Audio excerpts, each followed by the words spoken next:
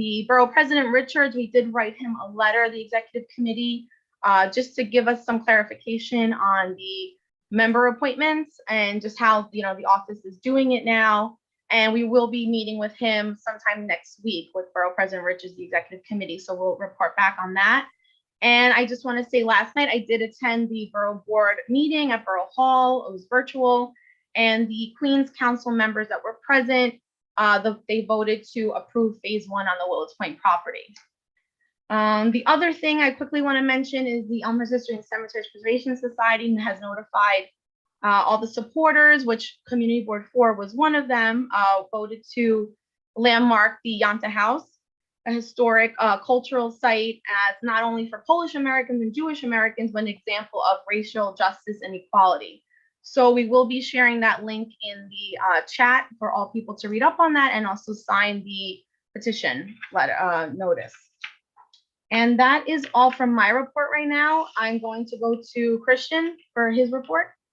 Hello, good evening, everybody. So yeah, I'm gonna blaze to my report also. I don't really have a whole lot of major items, but it's just for the most part. I'll begin with stuff as far as Community Board 4 goes, and then I'll read out the statements of members of the public who actually wanted me to read something. But the main thing is, and I'm reaching out specifically to the new members. And again, for the second month in a row, welcome. I have yet to meet any of you, for that matter, to be honest with you. Maybe a couple events here and there, but officially meeting you in person hasn't happened yet. But I do owe you guys an orientation. I did say that we're going to have a one-on-one meeting between you all, but unfortunately, I felt very ill, under the weather for the last couple of weeks. I was a little thrown off, but you could expect that very soon. Also, Borough Hall has been hitting you guys pretty nonstop with lots of trainings and stuff like that, so we didn't want to overwhelm. And our orientation with you was scheduled for the same exact week that you were doing your last set of training. So you could expect that sometime before the end of the week, or at the very least, beginning of next week. So just bear with us, guys, but we're on there. We did not leave you out to dry.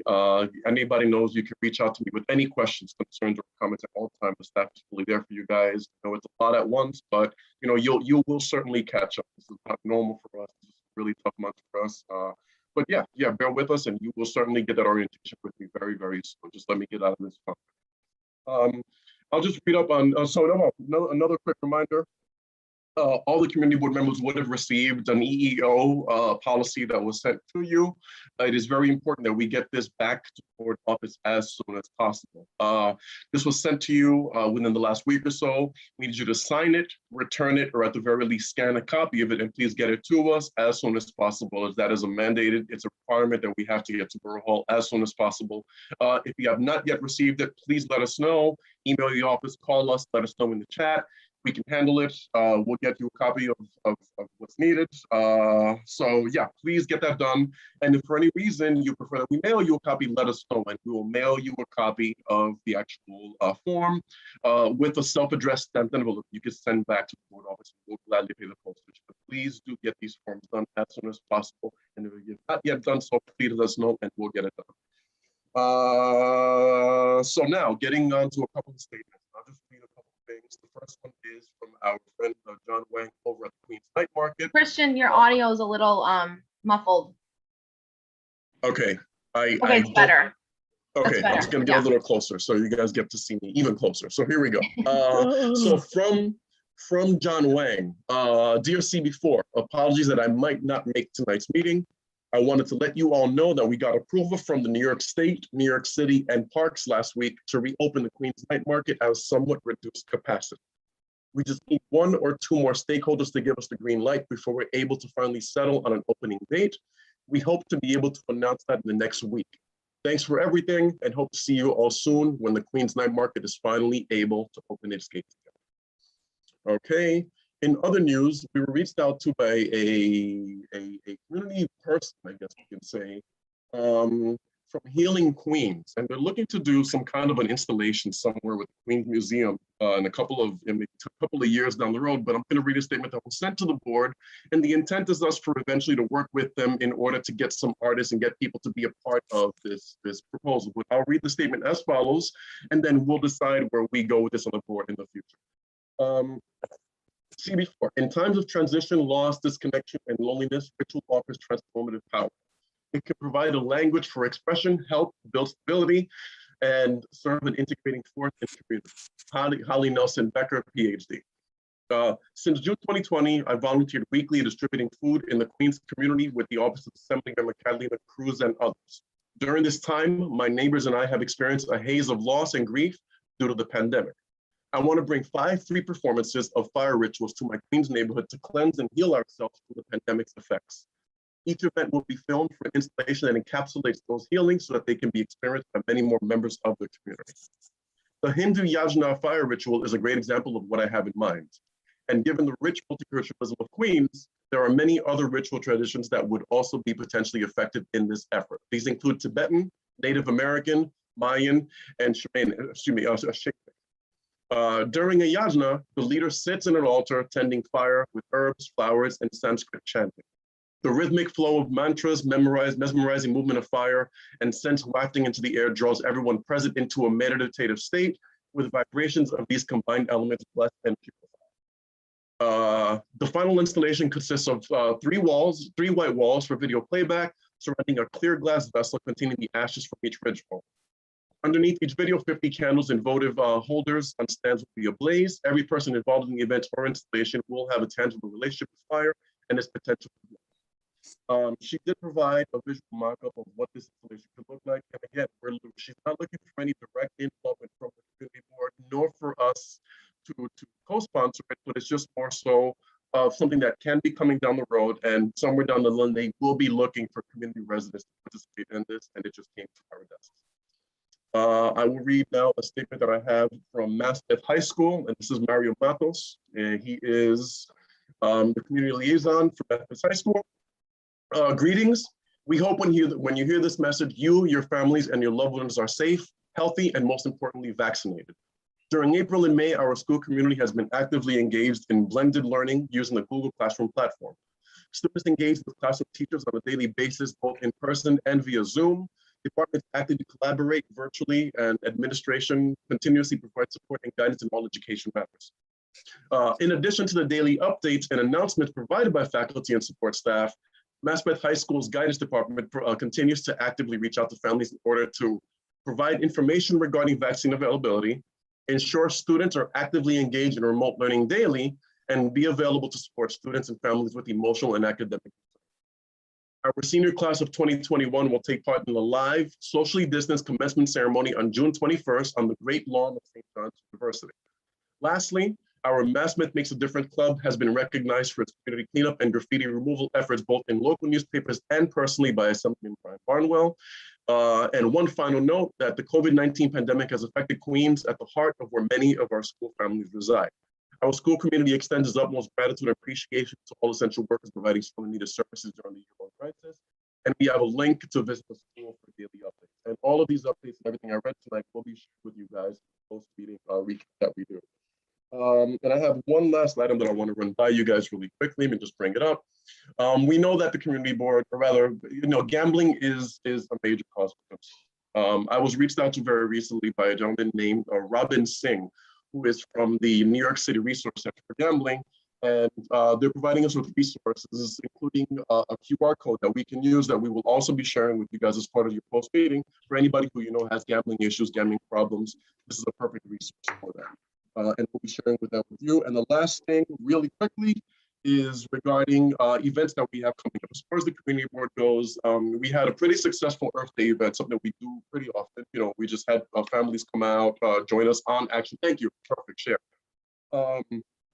And that said, sometimes toward the end of the month, tentatively, I'll give you right now an exact date as far as we know, tentatively for May 22nd, with the rain date of May 23rd, we'll be doing an art camp, specifically on site at Louis Simeon. We're likely gonna name it something catchy like Summer at Simeon, where we'll have the kids collaborate with the local community garden, who has actually allocated us a small plant bed for us to be able to do some planting there. The kids will begin the actual art therapy session at Louis Simeon, and then take their art projects and plants that they actually will have to go and plant them at the local community garden as a means to show life. And I think we're looking at some kind of a lesson plan where the kids will put the name of someone that they know who they've lost as part of COVID, and then plant that plant in their honor at the garden. But again, good things to come. I don't have much more. We do have a heavy agenda. And again, everything that I discussed tonight, you guys will be receiving the next couple of days as part of your board meeting recap. And last thing, Marlene, really quickly for the minutes, I received a text from Jim Lisa, who is asking for an amendment, and that he was at last month's board meeting. So we have to just edit that accordingly on the minutes. Okay, sure. All right. So thank you, and I'm sorry if my audio is garbled. I'm doing my best. Thank you. Okay, thank you, Christian. Okay, so we're gonna move on to open session number 1. At this time, we're also taking board member attendance. So we do urge everyone, if you do join us on the phone and not on video, please let Christina always know so that we know you're here and we can wait for you to be unmuted. So just keep that in mind for tonight and also for the future. And of course, 2 minutes, since we do have a heavy agenda. If you don't speak when I call your name, we're gonna have to skip over you, and then you have to wait to open session number 2, where we're just gonna do raise our hand session during that time at the end of the meeting. Okay, Chao Chung Chen, Here, Yi Chen, here. Yeah. Linda Corral. I know Linda's here. Okay. Yes, here. Lorena Diaz, Here? Michelle Dunstan, Here. and remember, if you guys have anything to say, now's the time. Aridia Aspinall, Here. Yeah, happy Mother's Day to all those who I didn't see. And I wish each and every one of you a happy Memorial Day. Leanne G. Bowley,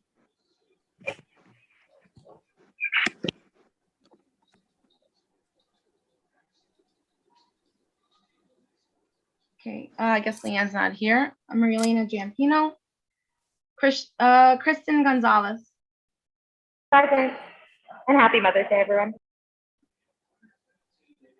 Lara Gregory,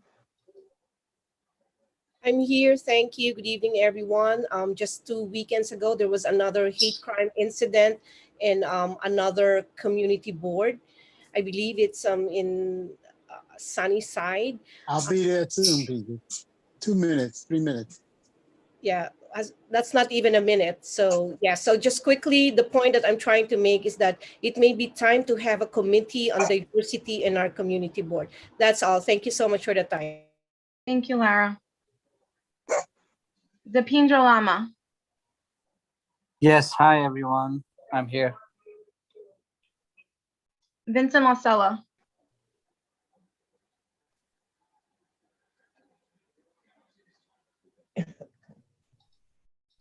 okay, James Lisa,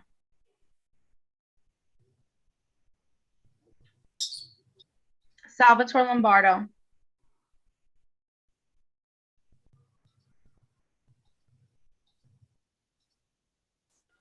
Carol Mashusky,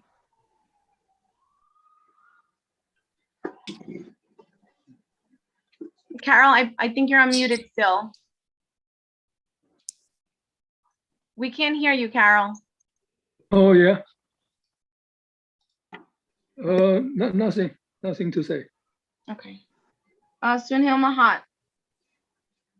Maria Okay, we Elena? can hear you now, yes. Carol? Yeah, just to know that when we get to session 2 for the open part, I don't have a little hand to work with. I've got nothing on here. Okay. So so don't look for my hand. Okay, and Carol, if you want to just announce to everyone about the position that you have now. Oh, yes. Oh, on the Queensborough President's Solid Waste Committee. Yes. Well, to be honest, I couldn't make the meeting that night because we had a blackout here. Oh. And it went okay. on for about 8 hours. So at the time that I should have been joining them for the meeting, we had no electricity. Okay, I'm sorry to And hear I that. did tell Christian and he, well, no computer, no nothing. So we had no Oh, lights or wow. anything. So Well- I did email Christian the next day and tell him that I didn't make that meeting. And he, as far as I know, notified the Queensborough President's Office that there was a reason, a valid reason why I couldn't make it. Not that I Okay. was being capricious. I certainly, by the way, Carol, I certainly did let them know. So you're good. You're safe, bro. And thank you, Well, I Carol. haven't heard anything since then. I mean, they haven't gotten back to me or anything. So I'm waiting for the next notice of a meeting. Yeah, so, and if I could jump in real quickly, we do have a representative here from the borough president's office, although she may not be she's actually a messenger right now. I don't know how often they meet. Maybe it's monthly, maybe it's bi-monthly. We don't know yet, but you'll hear from them. Well, I was thinking if they're keeping minutes of the meeting, was thinking if I could, do you have a contact name or number? I could talk to the person and maybe, okay. I will Thank share you. that with you. We'll share that. Thank you. Thank you, Carol. And thank you for representing Queens Community Board number 4 and the Environmental Committee. Okay, Sunhil Mahat. Hi, I'm here. Hope everyone is doing well. Just want to say I'm present. I'm here. Thank you. Patricia Martin.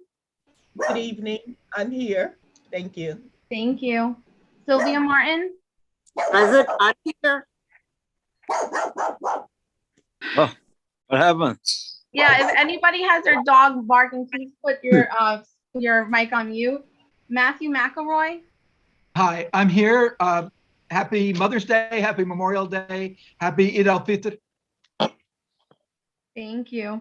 Rovenia McGowan, is she there, Matt? Yes, I'm here, but let me say something. Would you please check my attendance because I received a letter from the borough president saying that I've been absent 3 times.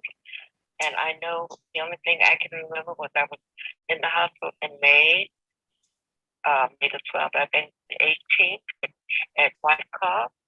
So would you check that for me? And I just want to let everybody know that I've got both of my shots and just go and get them because you're going to be happy. Thank you. Thank you, Rovenia. And we'll have the office check on your attendance for you. Jose Okay, Murillo. You're welcome. Jose Murillo. Hi, I'm Pram. I'm excited because this is my first meeting.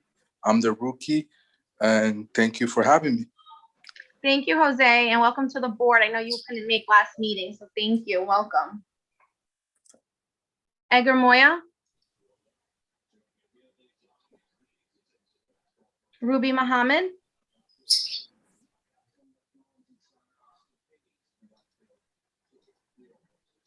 Sandra Munas. Good evening, everybody. Good to see everyone. And I didn't have a chance to check the minutes from the last meeting. I've been out of commission, but I will check them and I'll let you know because I was here at the last meeting as well. Okay. Thank you so much, Mariana. Thank you. I hope everything is well. Thank you. Thank you. Thank you so much. Gurdeep Singh Narula. Yes, I'm present. I would like to say a happy Mother's Day, happy Ramadan, and happy Memorial Day is coming on 31st. And I want to say something for the people. Those were 8 people killed in the Indianapolis. Everybody should pray for a few minutes, few seconds. So we should also take to the all 4 were the part of 6 for other. I pray everyone. So just like a few seconds to pray for those people. Okay, we'll have a moment of silence. Thank you, Gurdeep.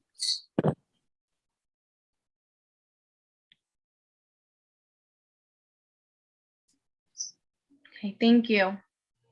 Thank you very much. G. Oliver.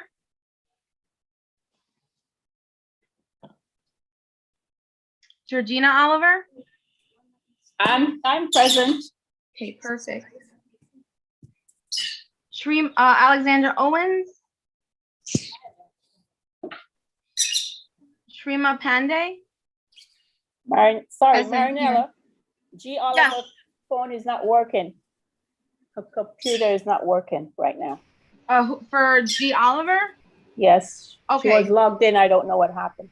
Okay. So I'll make sure that we look out, and I'll mark present right now. Shrima Pandey? Yes, I'm here. Okay, thank you. Purushottam Panthi? Hello, good evening, everyone. I'm here. Thank you. Thank you. Alexa Ponce? Here. Lindsay Quarantini? Hi, good evening. I'm here. Try filling the square in the center. Brian Ramirez?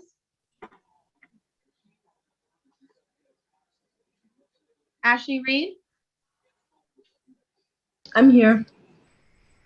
Thank you. Oscar Rios?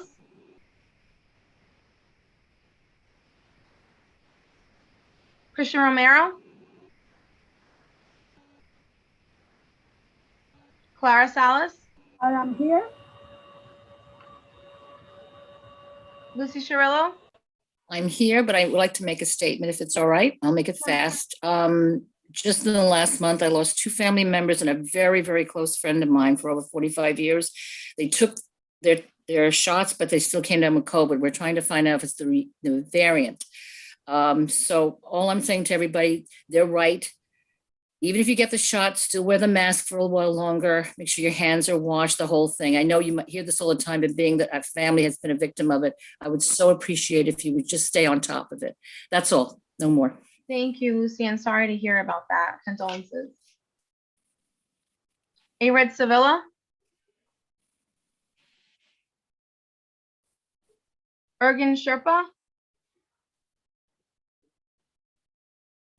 Alton Derek Smith? This is G. It's finally working. Okay, we got you. Any comments? Oh, just that prayers all around for all the terrible things in the world. Thank you. Okay. Alton Derek Smith? I don't believe he's here. Gregory Spock? Hi, good evening, President. I will share an uplifting story. I'll actually put it in the chat so you can read it if you haven't.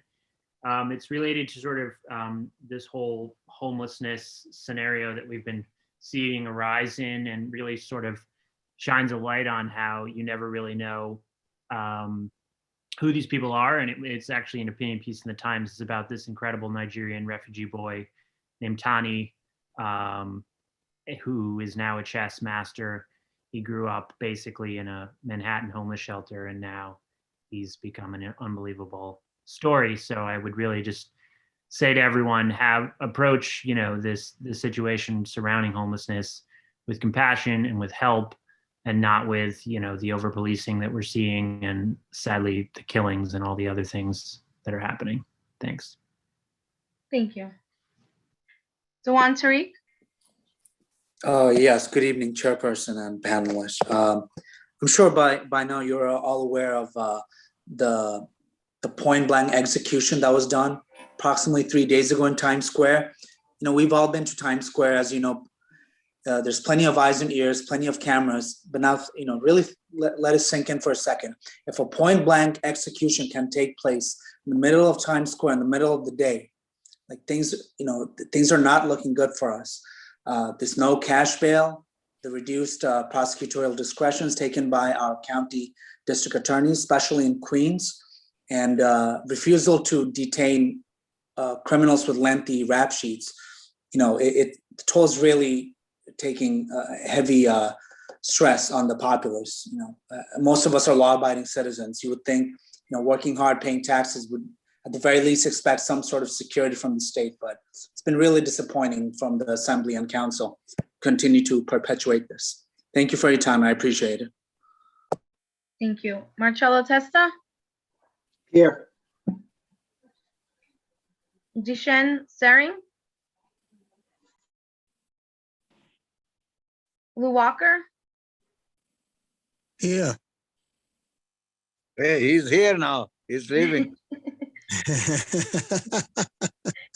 Not yet. Okay. Any comments, Lou? No Okay. comments. Let's keep moving. Yes. Li Wen Yang? Good evening, everyone. I hope everyone is well and safe, but I want to talk about two incidents that is really close to me. I feel really personal. One is my best friend's 15 years old son got assaulted, attacked by 5 youth. He's a youth too, like 15 years old. He was attacked by 5 youth in the real good playground, which is on the Rico side part. Side, but it's really close to Elmhurst and Corona. And the 5 kids, 3 has been caught, but 2 hasn't yet. So I feel like it's, and they call him Ching Chong. So it's really, I feel like it's really close. The hate crime is really real. And also, on April 23rd, there is a homeless man was killed in the subway station in Grand Avenue station. The police hasn't say who is the victim, but I constantly saw a Chinese homeless guy in that station, and he didn't bother anyone. I hope it's not him. I'm not saying, I prefer another person, but nobody should be killed. And the homeless is an issue, and I think the city should take care of it instead of them being killed randomly. So I really feel bad for them. I just want to, I want to know who is the victim is. Thank you. Thank you, Min-Wen. I also had called earlier Yilin Wang. I don't know. Oh, yes, hi. Okay. Thank you. You're welcome. Okay. And May Yu. Okay. Okay, thank you, everyone. So we're gonna move on to the report of the elected officials. We do also have a special guest from an elected official from District 30, Councilmember Robert Holden. I know you're here. We're just gonna go through the roster, and then we'll get to you, I promise. Senator Charles E. Schumer. Senator Kristen Gillibrand.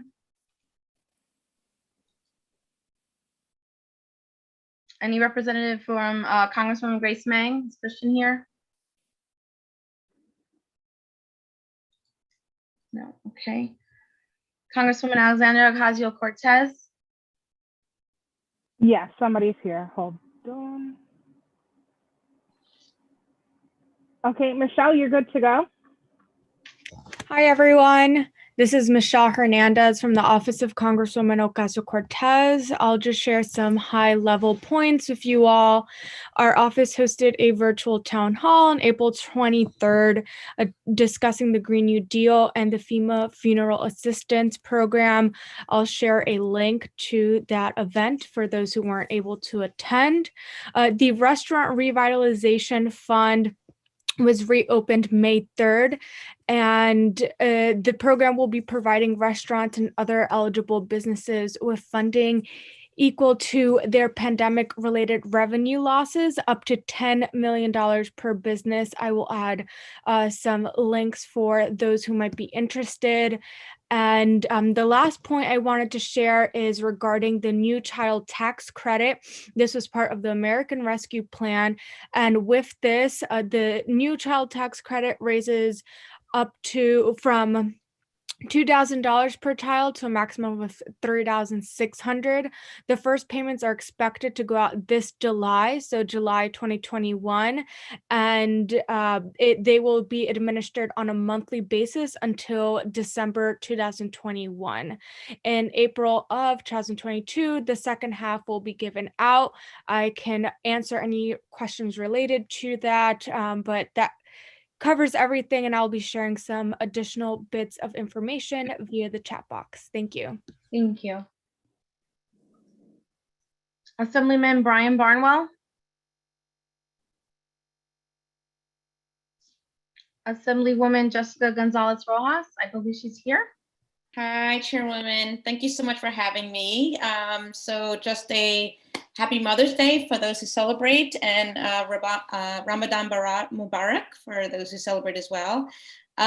Just a few quick things. I know the 89th Street fire is not in CD4, but obviously these are our neighbors, so there continues to be a GoFundMe to help support them. We've been really working very closely with the Tenants Association and many of the families impacted to support them.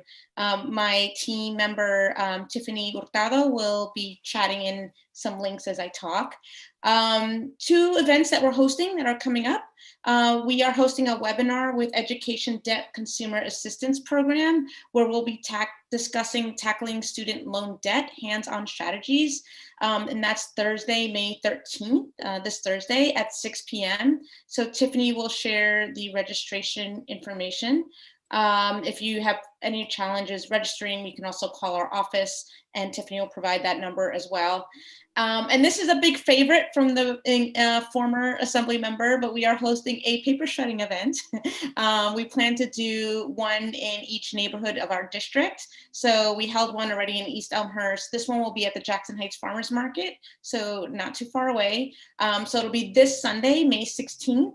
From 10 a.m. to 2 p.m. at the farmers market. So we'll be on 79th Street between 34th and Northern, but I think the truck will be closer to Northern Boulevard. So bring any papers you want to get shredded, anything you want to get rid of safely.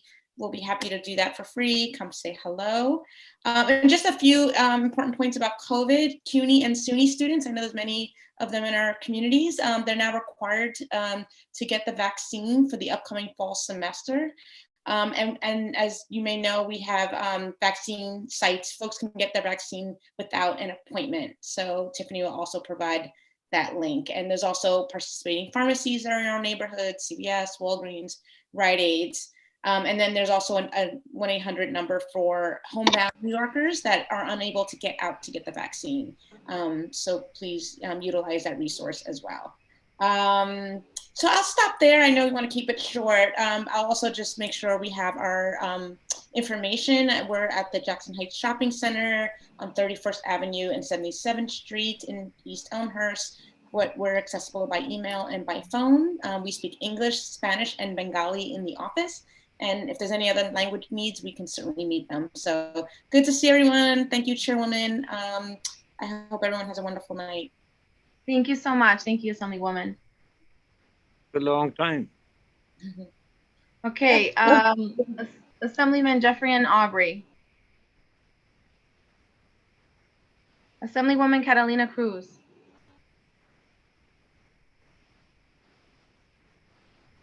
Senator Michael Janaris. Senator Jessica Ramos. Yes, there is someone here from them.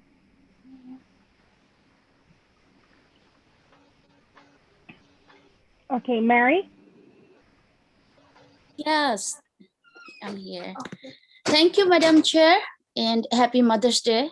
And also Eid Mubarak to all of you who will celebrate, as Eid is one day after tomorrow. This is Mary Jobaida from the Office of State Senator Jessica Ramos. Our office has moved from Junction Boulevard to Jackson Heights, but we request the constituents to make appointment before coming to the office. Our phone number is 718-205-3881. I'm also sharing the information on the chat. No, I don't have anything more to share tonight. Thank you again. Thank you so much. Senator Tobian Stavitsky. New York City Mayor Jessica Shabowski. No, she's not here. Okay. Councilmember Francisco Moya. Yes, the council member's here. Okay. Hi, good evening, everyone. Good evening, Madam Chairwoman. Great to see everyone. I'm glad everyone is doing well, and I hope you're all staying safe. Happy belated Mother's Day to all the mothers out there. Very exciting news. One of my favorite programs that I've been doing for a number of years is coming back this Saturday. It is our pet vaccination and microchip event. It will be held this Saturday at 10 a.m. It will be held at my office on 10601 the Corona Avenue. We have Berenice from my office. She can put it up on the chat for anyone who wants to have their pets vaccinated, microchipped, and we're giving away free pet food for those that need it. It's on a first come, first served basis. But usually we get such a great crowd and it's very excited because I'm a huge animal lover. So, I get to play around with cats and the dogs that come here. And we've even had rabbits that were brought in. But it is really a great event that we do. And so I'm really happy that we're bringing that back. Also, we continue to push for the vaccinations throughout the district. This week, we're going to have the mobile vaccination van out in Corona Plaza, and also at Our Lady of Sorrows. So Corona Plaza is Wednesday through Sunday. They have the Johnson & Johnson vaccine, Our Lady of Sorrows, Monday through Wednesday, Elmhurst Hospital, Monday through Saturday, and First Baptist Church in East Elmhurst, although it's outside of CB4, but they're still accepting folks from the local community. That is going on till next Wednesday. So I just wanted to make sure that those that didn't have the opportunity to get their vaccines, you can go and get them at these convenient locations. I want to address something very quickly, which has been the issue of the garbage overflow. I actually suited up and did an entire route with the SDNY folks. I went all along the stretch of Northern Boulevard all the way to Junction Boulevard, where I sponsor the litter baskets for the program. It is no easy job, let me tell you. If you see a sanitation worker, you should really take your hat off to what they do. Actual metal containers weighs 33 pounds empty. Imagine having to pick up the overflow. I did a whole shift in the morning because I wanted to see exactly what was going on in the community, and also to talk to business owners along that route to ensure that they keep their areas clean. We're investing more money in the litter basket removal program, which we want to bring it back in this year's budget. So we have it for 7 days a week. And we want to make sure that we continue to work with different organizations on our cleanups and graffiti removal. We did one with Public Color all along the Long Island Railroad, over by 102nd and National, by the PS 110. We worked on that these last 2 weekends, which were, very important to get the children out and actually do something very positive. So we continue to do those things. Our office is always open for everyone, and I just want to all of you, thank you for what you do. Thank you for your interest in the community. We know that this is on a volunteer basis and you do this because you care. And I just want to let you know that I'm here. If there's anything that you need, please feel free to always reach out to me and my office. So thank you very much for allowing me to be here. Thank you. Thank you, council member. Thank you. And we will share all those links. Council member Daniel Drum. Yes, Kelly's here. Kelly, you're good to go. Thank you. Good evening, everyone. I'm Kelly from Council's office. I have a couple of announcements. So like Assembly member Trustee Gonzalez mentioned about the 89th Street fire. I also want to mention that we know that the victims, the families, many families lost. Oh, Kelly, oh, wait, we can't hear you that clear, unfortunately. Can you hear better now? Yes. Okay, sorry. Yeah, so I just want to mention about we were able to help the victims of the 89th Street fire to so we were in partnership with a nonprofit organization called Helen Keller International, and we were able to provide free eye exams and eyeglasses for 95 people and 95 victims from the fire. And then so I'll go to upcoming events from our office. So on Monday, May 24th, our office will be hosting a Queen's Mall Pride event. The event will be virtually. We will share the flyer later. It's from 6 p.m. to 7 p.m. Once we have it finalized, we will share with the board. And then next on June 9th, we will do a Know Your Rights event and Know Your Rights town hall with the Mayor's Office of Immigrant Affairs. The town hall will be in English, but we'll have Mandarin translation. So that event is on Wednesday, June 9th, from 6 p.m. to 7 p.m. And I will share the flyer later when it's finalized. And lastly, just a reminder that we continue to provide free legal service at our office. We're doing it virtually. We're doing by phone or Zoom call. So if anyone needs appointment, please come to our office. And our office phone number is 718-803-6070. Thank you. Thank you, Kelly. Queensborough President Donovan Richards.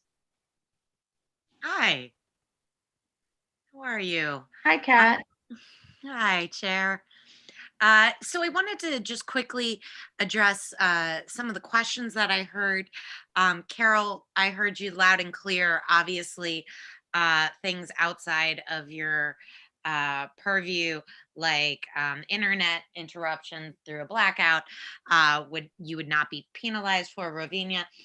Just a reminder for folks, the letters you received in the mail were sort of an appraisal of our code of conduct going forward. A lot of new stuff coming through the administration. So the 3 absences in 6 months begin in April. So 3 consecutive absences in a 6-month period from April going forward.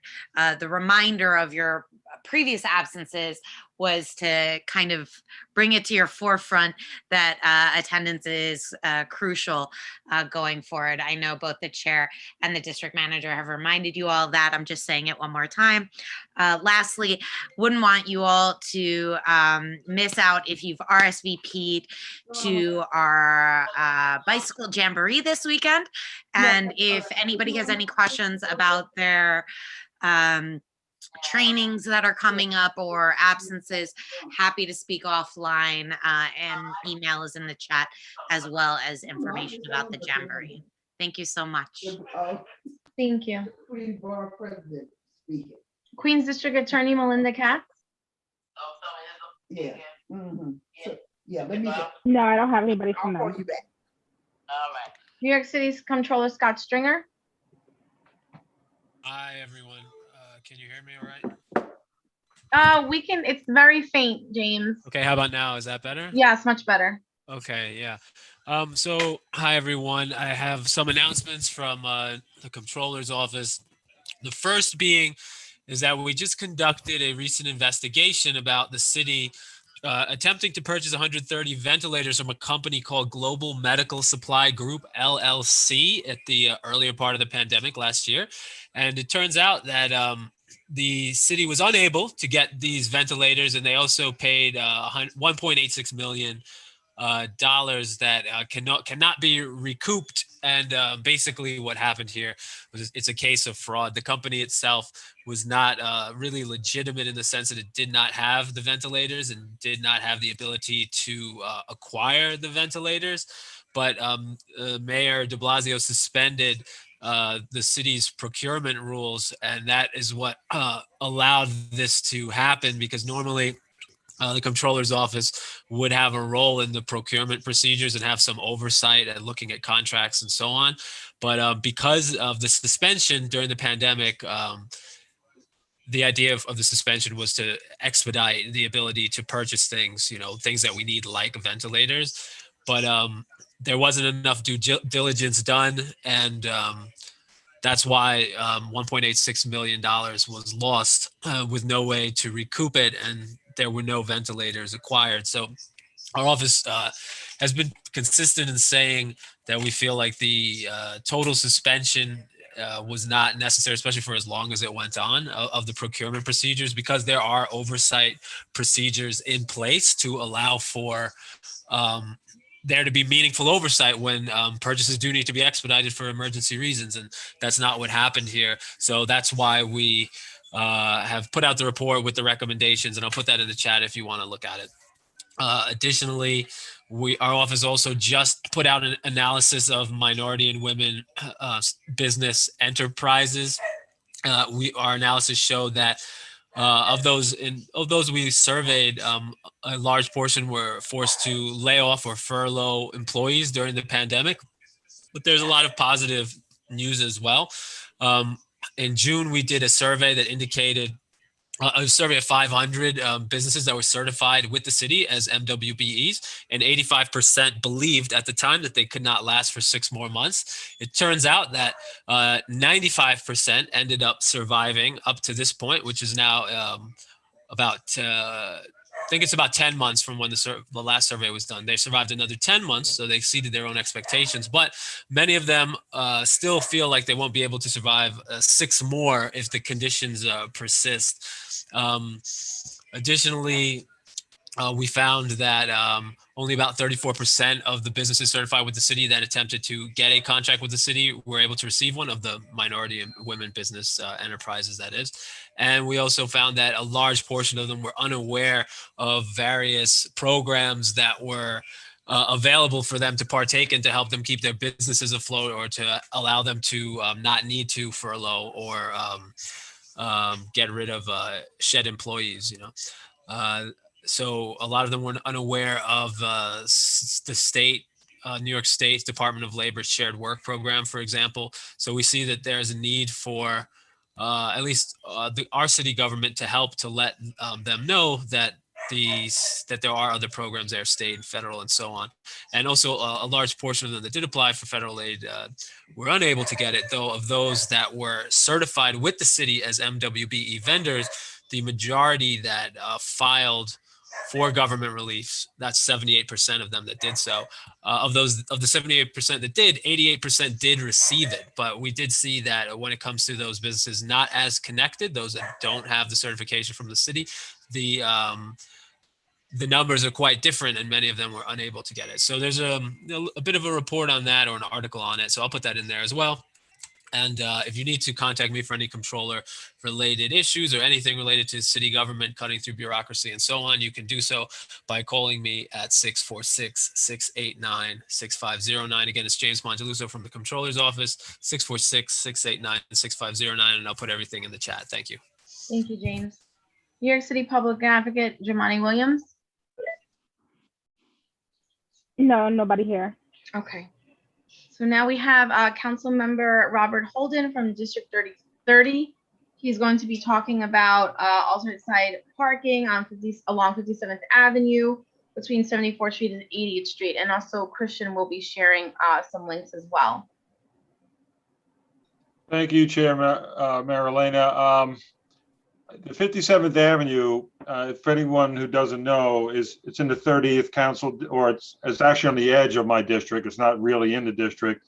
It's in Danny Drum's district, the council member, but he's agreed that this area needs some attention, and I'll just describe where it is. It's right behind Elmhurst Park. If anybody knows the park, it's along the Long Island Expressway. So it runs parallel to it.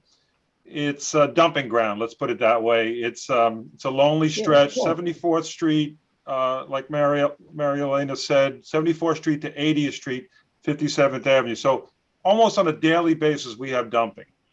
And so I travel there every day on the way to work, and every day I'm seeing some new item that just pops up. So spoken to the Department of Sanitation. This was pre-pandemic. They recommended that we do alternate side there, because the only people that park there at night really are some trucks that shouldn't be parked there. They're commercial vehicles. They shouldn't be parked on a residential street. So the police have to come and obviously ticket them, but this would solve a number of issues. If we created alternate side, sanitation has agreed to sweep it during the early morning hours, like midnight to 3 a.m., which makes sense. So let's say Maspeth High School teachers can park there during the day. There wouldn't be a problem.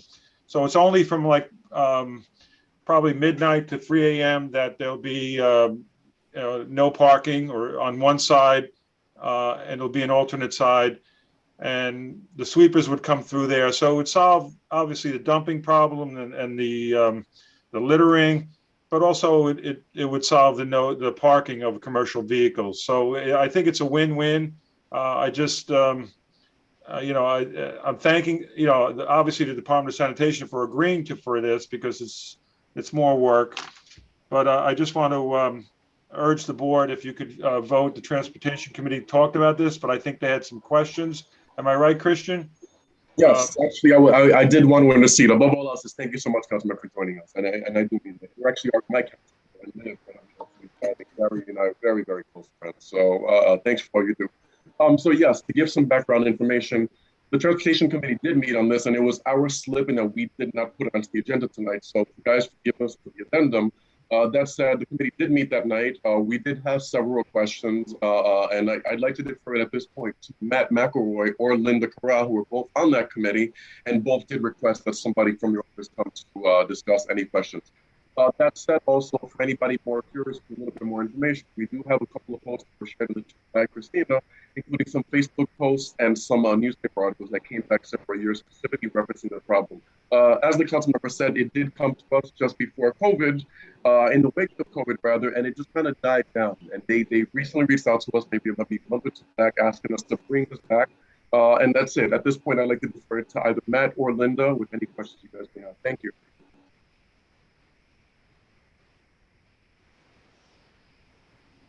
Hi, guys. It's Matt. If I recall correctly, at our meeting where we passed, we didn't vote on this because, as council member says correctly, we had some questions, but we did refer it to the general meeting. Linda, if I recall, might have had a question.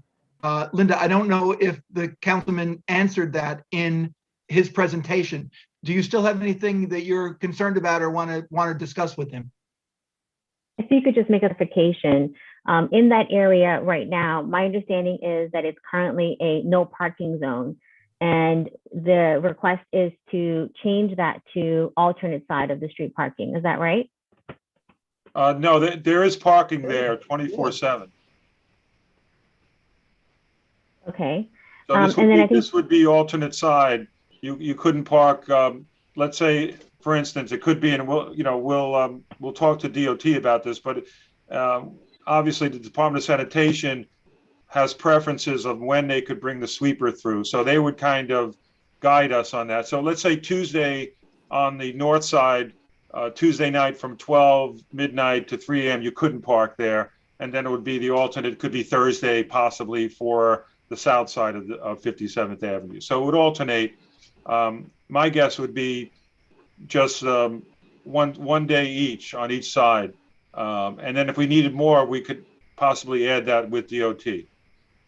The second point of clarification is, if sanitation has committed to cleaning alternate side of the street parking in this area, the concern is that cars will continue to park there, as they frequently do, ignoring the regulations.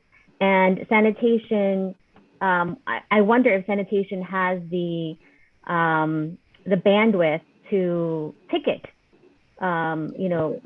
cars and vehicles that are parked in those areas. And if they don't, and I know that they have the ability to, but frequently they don't, and they just drive around vehicles that are parked there. Well, and so I'm not. I understand that, but then knowing that I go by there every day, and if you know anything about my office or me in particular, I do report. I have the 311 app. I'm chair of the technology committee, and we've been trying to improve 311. You now can send photos along with parking violations. So as I regularly go to work, I probably hit 5 or 6 311 requests for illegal parking, illegal dumping, you name it. So rest assured, I'll be on top of this. My staff will be on top of this, and I think we can improve that area. The dumping, like I said, is nightly. I mean, I could show the transportation committee so many photographs of every time there's dumping. In fact, I'm thinking of maybe we should get a camera there because that's how bad it is. It's a long stretch of just no homes. It's you have a factory there, you have the railroad, the connecting railroad there, and then of course you have the Long Island Expressway, and then Elmhurst Park. And Elmhurst Park is a very nice park, but it's a shame that people dump outside of that. So I think we could solve this and the illegal parking too. So I think we should give it a try. Just one other additional comment. So I am familiar with the 311 app, and I don't know if this happens in your area, but in our area, frequently nothing happens when we submit tickets to 311. They are typically closed without any explanation or action. And so that's a frustration that I have for our community. And again, I don't know if that's true for yours. We actually did discuss the possibility of adding a camera as an alternate solution. So I would agree with you there that the camera would probably be one good option. The problem with the law right now, sanitation cannot use the camera to issue a summons. It's that little gray area. So that's been the argument against it. We'd have to change the regulations. But to give you, and I would appreciate if you could call my office or obviously your council member's office. If you're getting from 311, let's say you see a car that's illegally parked, it could be blocking a hydrant, and there's no response from the police, you should let your council member know, and also let me know as chair overseeing 311. We have to know this because I have a couple of bills going through the council right now that would mandate city agencies to honestly answer 311. That means they have to tell it like it is. So if let's say police didn't have enough personnel to address the issue, they would have to say that. They can't just say police took action or the person was gone, like we get. So I've held my precincts to that standard, that if I see that I call in a lot, I probably set a record for somebody using the 311 app. By the way, my district, I think, leads the city in 311 calls or complaints. So what I would suggest is that you follow through with your council member and keep the 311 number, the complaint number. And if you could forward it to my office, I would appreciate it, because I will check with 311 and I will check with the agency to make sure that this is not being swept under the rug. I take this very seriously. Thank you. Linda and Matt, any other further questions from the Transportation Committee? Nothing for me. Nothing for me. Mary Elena, we had referred this without a recommendation because we didn't feel we had all the information to the board as a whole. I don't know exactly how you want to handle it from this point forward. You could come back to us, or we could consider it now as a board. That I think is up to you basically. Christian, I mean, I feel like if somebody wants to make a motion, basically we're looking for a vote to support the change from the sanitation department. Correct, and you are correct. And if I can advise, just strike the iron while it's hot. The council members here with us right now. It's fresh on everybody. There's no point, personally, I feel, in waiting until later on in the evening. Let's just bang it out right now. It's still on top of everybody's tongue. So get a vote and just push for a motion. Yes, Lucy. Lucy, you're muted. I would like to make the motion that we go along with Holden's request. Councilman Holden's request, being that I do a lot of this in my neighborhood as it is. So I know what he's up against, and I know what the 57th Avenue people are up against. So as long as they know in advance, we put notice out that this is going to be a change and it's going to be enforced. Yes. I second the motion. Okay, so we have a motion on the floor made by Lucy, seconded by Clara. If everyone agrees, I will have one hand up. Gregory? I just wanted to get clarity on who is doing the dumping, because I know that area from obviously the park there, which I've been really involved with. Councilmember Holden, is it businesses or is it residents, or I'm just trying to get clarity on this. We have, Gregory, we have contractors dumping ceramic, any construction debris. For instance, yesterday, we had somebody dumped a tremendous amount of flowers that they were selling for Mother's Day, apparently, and it was just dumped there. Probably the nicest thing that was dumped ever there, but what I'm saying is everything and anything could be dumped there at any time. You'd be surprised what you see. You see couches, you see just bathroom demolition. I mean, you name it. So, Iggy Azara, who's the sanitation chief, he been working with us. They've been picking it up regularly, the dumping. We're trying to get some surveillance, and some part of my district, they actually caught the dumpers. So we're trying, if they'll stake it out, and it's very difficult to do because it's usually in the wee hours. But this will get more activity through there. It'll get the sweepers through, and also we're going to alert sanitation enforcement to get some enforcement in that stretch, because like I said, Gregory, it's daily. It's like every day there's a new item. So I think this will go a long way, and hopefully we can get some enforcement, and like I said, in sweepers, and just clean up that whole area, that stretch. But can you put the cameras? I have a question to you. In case you say, if you put the camera, you can solve the problem, because right now, if the people they're dumping, and every building has a camera now, but if it make an easy problem for everyone. Right. I'd like to get it. They're expensive. They're $35,000 for the Argus cameras. But if that's what we need, we'll try to get it. But like I said before, right now the law states that sanitation has to witness, or somebody has to witness it. You can file a complaint if you get a license plate number, but right now a camera won't stand up in court, which is unbelievable. But that's how it works. You allow me, Marlena? Yes. We had this problem under the overpass of the Long Island Railroad on 102nd and National and all that. He can call, I called the sanitation police. They have an evening shift. Maybe they can witness it, and that might be one avenue for you to take.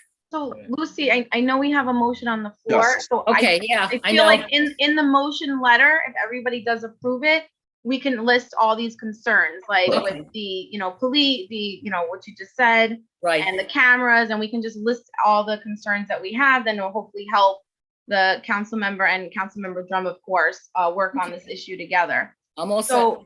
So does everyone approve this motion? If there's someone who does not approve, please speak now. If not, it's going to pass. If we can approve in case they're going to put the cameras. So people, they should not get a problem. The city cannot get a problem. Right. So All we'll right. write all that in the letter. It seems to be everybody's concern. Okay, so no one has anything to say. If they're not going to, I'm not going to do roll call. So I believe the motion passes. Okay, I mean, I can say subject to the approval of the cameras. In case they put it, then it's okay. Yes. Okay, thank you, Gurdeep. Okay, thank you. Thank you, Councilmember Holden, as well. Thank you, Chair, and thank you, Board. I just want to, if you don't know, I was sitting on Community Board 5 for 30 years on 7 committees. So I come from community boards. Been working with the Civic Association, so I appreciate all your volunteerism and all the work that you do. And again, without community boards, we have a much different city. We have one of the greatest cities in the world, if not the greatest. And it's really a large part to all the community participation and all of you. So it brings back memories sitting on the community board tonight and listening to this. And I haven't met most of you. I know some of you though. And I just appreciate the vote, and it's going to, you know, this regulation of alternate side is going to go a long way to cleaning up that area. And thank you so much for your time and certainly for volunteering. Thank you, Thanks, Con- Chris. Thank you, so council member. much. Thank you. Appreciate it. Thank you. Thanks so much. Okay, so next agenda item, we're going to do the discussion and vote for the bylaws. The bylaw committee met, it started meeting, I believe back a little over 2 months ago. And the chair, Mr. Chow Chung Chen, signed off on the final amendments, changes. So I believe everyone should have received a copy of that by email. So if anyone has any comments about the proposed changes, please do so now and raise your hand. I don't have a hand to raise, Maria Elena. Okay, go Carol, you're first. Okay, I have one suggestion regarding Article 1, Item 2, and that's an insertion of a phrase. I thought that the nominating committee, when it describes its composition, that the 3 members that are on it should have served at least 1 year on the board before being on the nominating committee.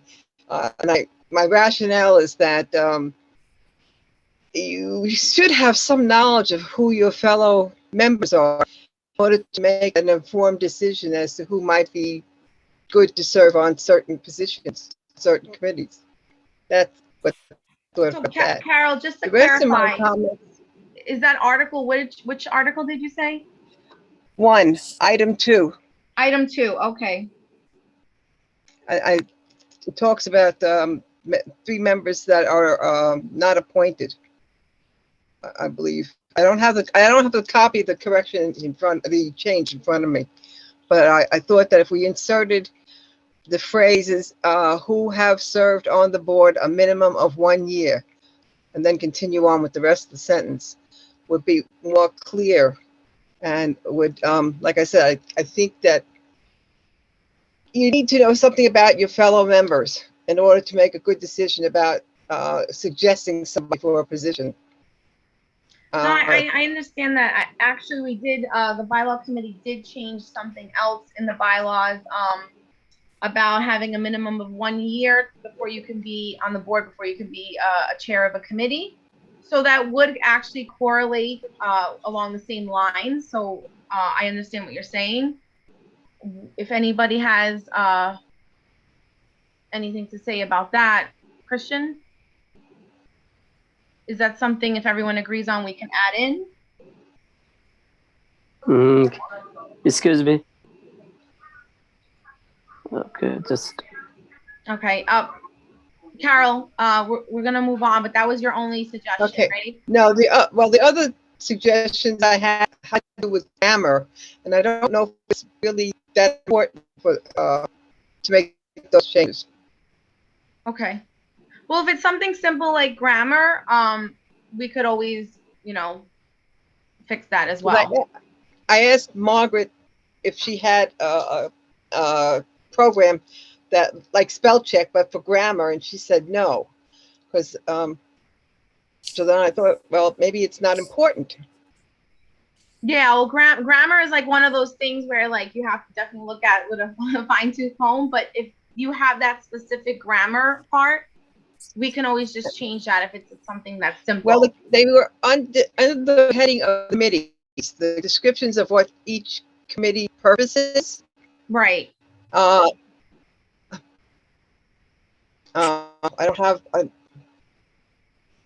For example, the first one I found was under the environmental committee description, and it says about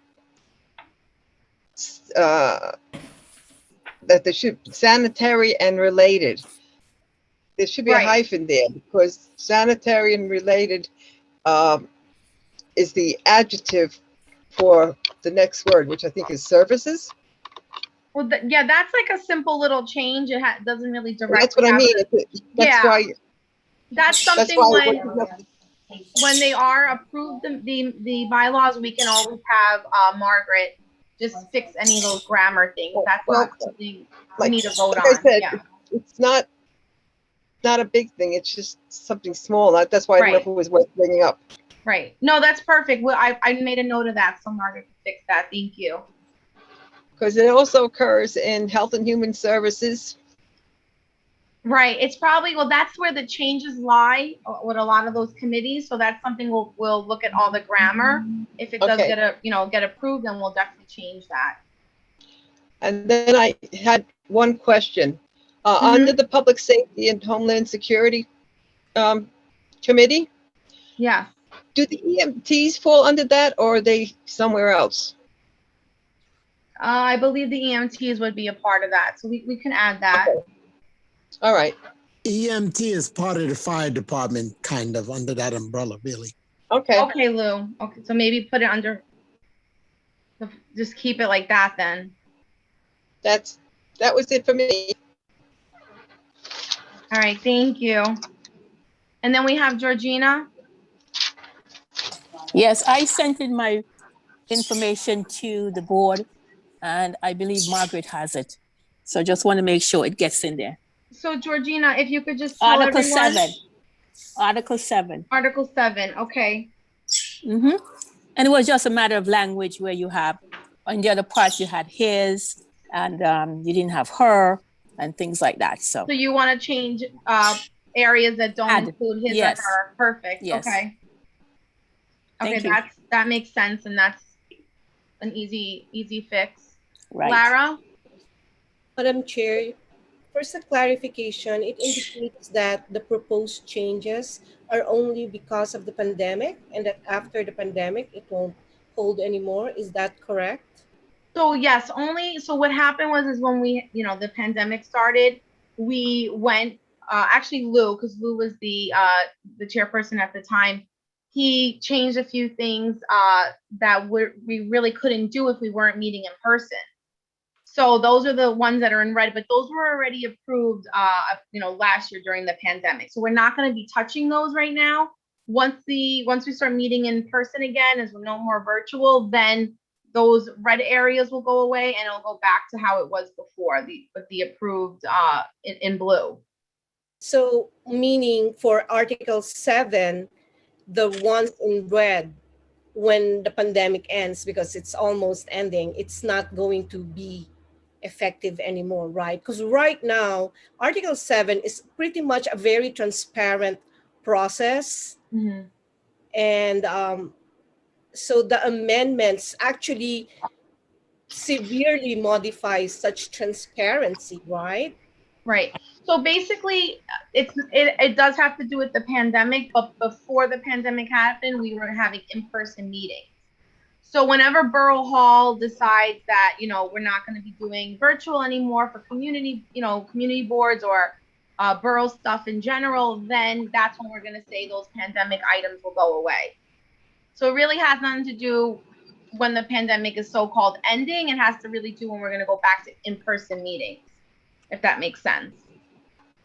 So the idea is that Article 7 cannot be implemented as is if we are meeting virtually. Exactly. Yeah, there were certain things, you wouldn't know because obviously you're a new board member, but there were certain things in the meetings that we did that were strictly like in person that you really can't do virtually, if that makes any sense. I do understand that, Madam Chair, but if I can call your attention to Article 7, number 2. Right. Instead of like an open nomination, the names will be placed in a box. Right. You're saying that when we are meeting virtually, that cannot be, the open nomination cannot be done in a virtual meeting, but that instead our only option is to put names in a box? Well, what happened before is Lou, do you want to explain how it was before? Yeah, before we would take nominations, even the night of the election, from the floor, quite frankly. And as long as it's second, anyone can be added to the ballot at that time. So forget about what's there. Don't get too intense about it. It'll go back to the way it was previously. It's very hard to do that here because there's a lot of people that are virtually. They might not be on the screen or on the phone at the given time. So democratically, it would be hard. So that's why we had to make those changes before. But like Lou said, it will go back to that and it will be the same way that we always done it. But is there any questions that you have specifically? Because the red areas, this was approved before last year. The only thing that we're talking about now is the changes in black. So if everyone can just concentrate on the changes in black, that's what we're gonna, that's the new proposed items for the bylaws, the new changes. Thank you for that clarification, Madam Chair. The emails that we received, or at least what I received, did not indicate that it's only the amendments in black. The one that we received. She is correct. That was left out by mistake, I guess. She is correct. Okay, so that clarifies. The black items. No, that clarifies the confusion. So thank you for bringing that up, and then other people too. I'm sorry if you didn't know that. But yes. So if there's anything that you want to bring up, that's fine. We can always talk about it, when we go back to in-person meetings. But tonight we're just going to be doing anything that anyone saw in the black lettering that you have any issues, any questions, or any corrections with.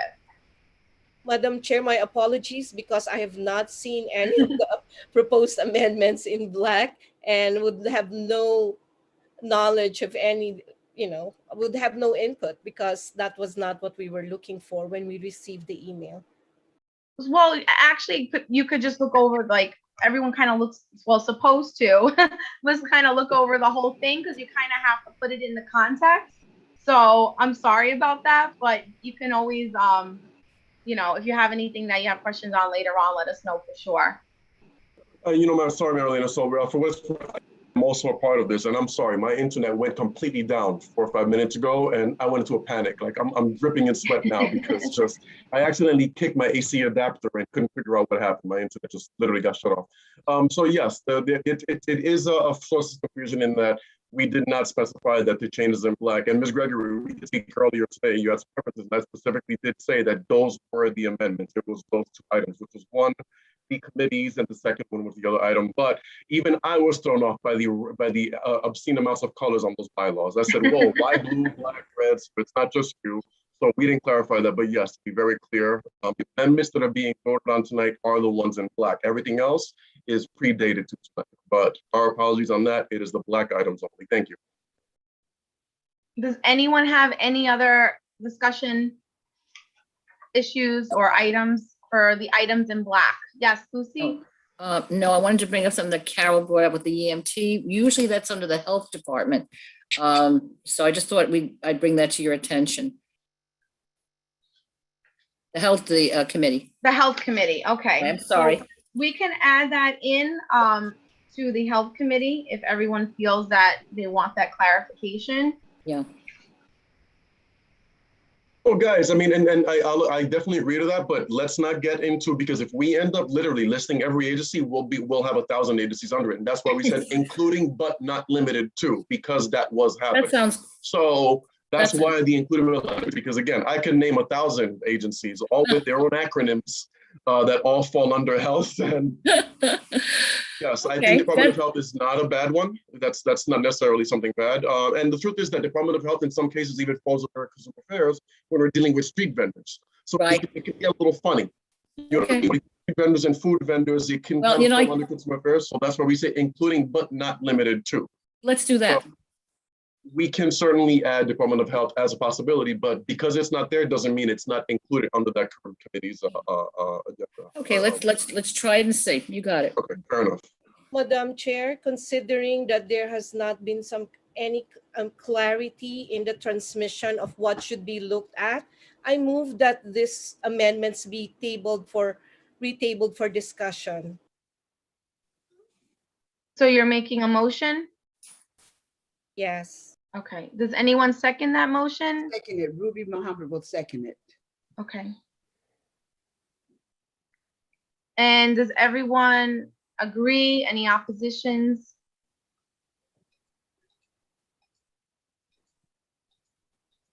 I just want to say,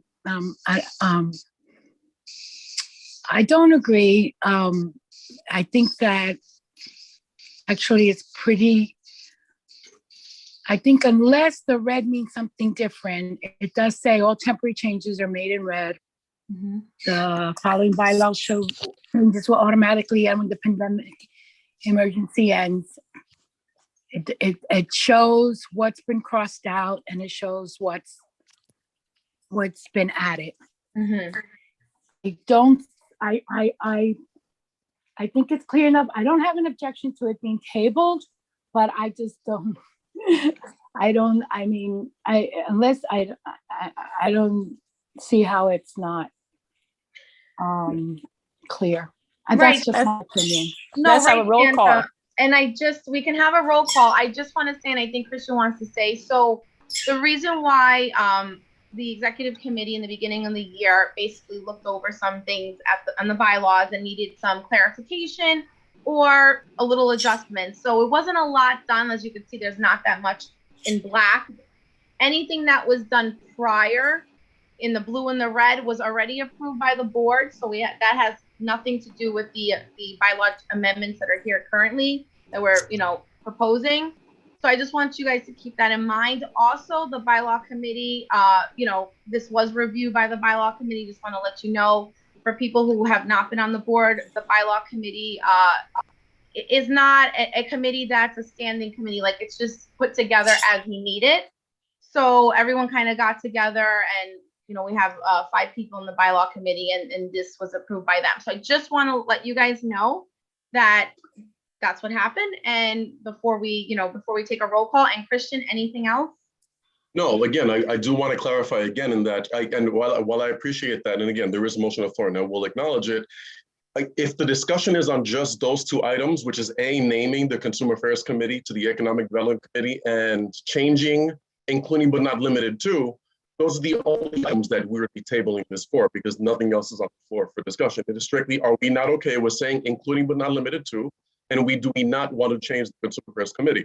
If it's something that we see the need to table for another month for sake of having conversation on those items, that's fine. But I want to be very clear that we're not here to discuss items that were previously voted on, and I believe unanimously in previous months. Yeah. I don't know if we want to reopen that, but again, to be very clear, we're only discussing and tabling this for sake of changing the wording on including but not limited to, which by the way was something that I had proposed because we were unclear as to which committee handled what, and the Consumer Affairs and Economic Development Committee was actually requested by the Consumer Affairs Committee because they saw that they were handling a lot of development, economic development items. So I want to be very clear with that everybody is aware that if we table it, it is strictly to discuss those 2 elements. So right, and the minor bylaws are grammar not up for a complete review. I think that's very important to let correct. everybody know. Yes, thank you. Okay. That's exactly what I was trying to get at. Thank you, Chair, and thank you, Christian. Just the point of order. There's a motion. It was seconded. I do understand the point, but then again, there's not an intelligent discussion that we can make here. Well, we don't have intelligent discussions usually on bylaws. The bylaw committee has something that they present, and we send it to the board members ahead of time so that you can review them during your own spare time, not during the meeting. I just want to clarify that as well. I want to amend the motion and say that we should go ahead and vote on the small changes that have been done now. I second the motion.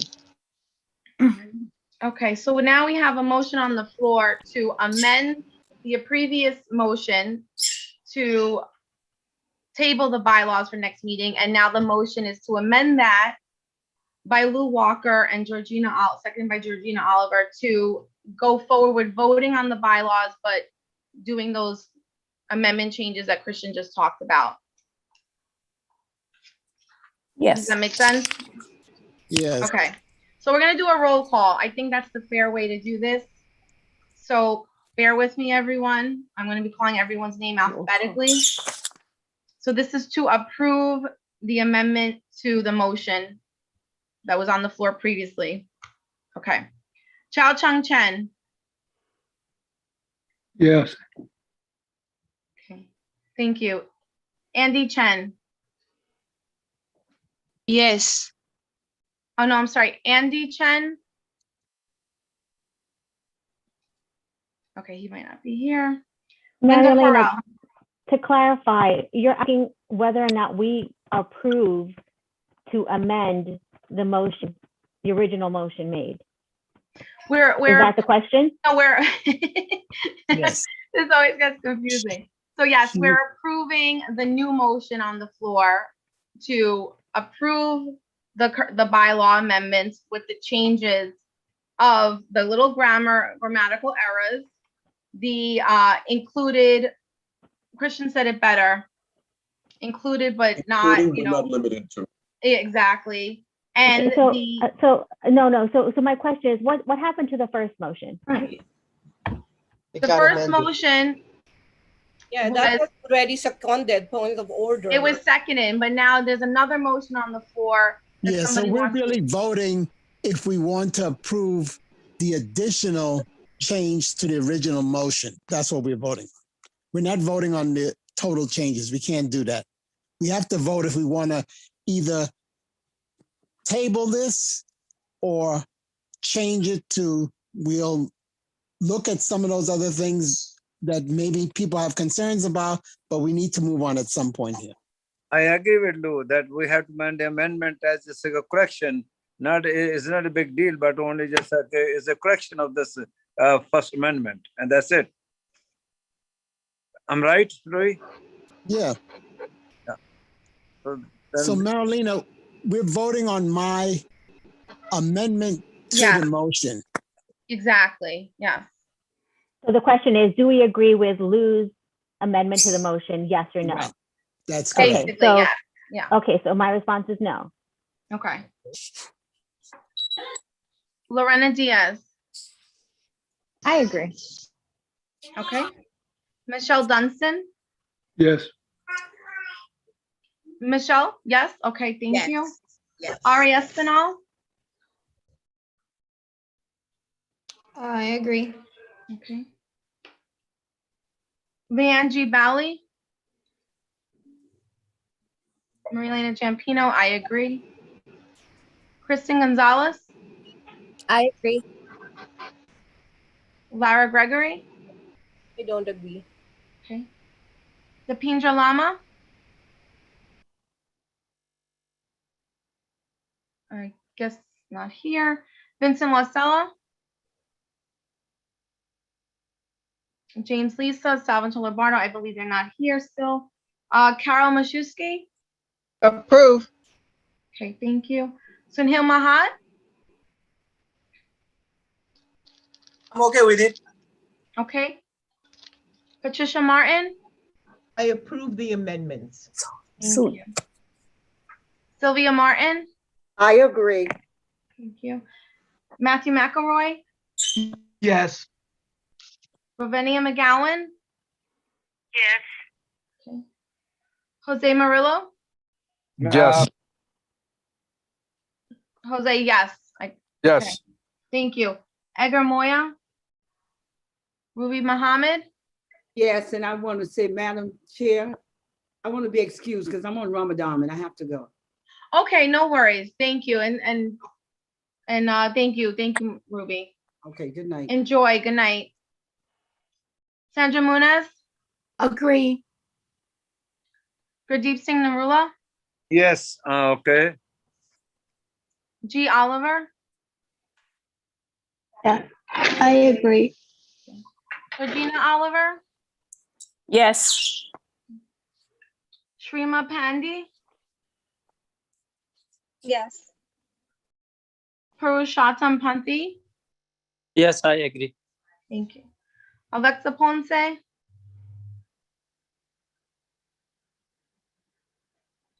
Lindsay Quartini. Yes, I agree. Okay. Ryan Ramirez.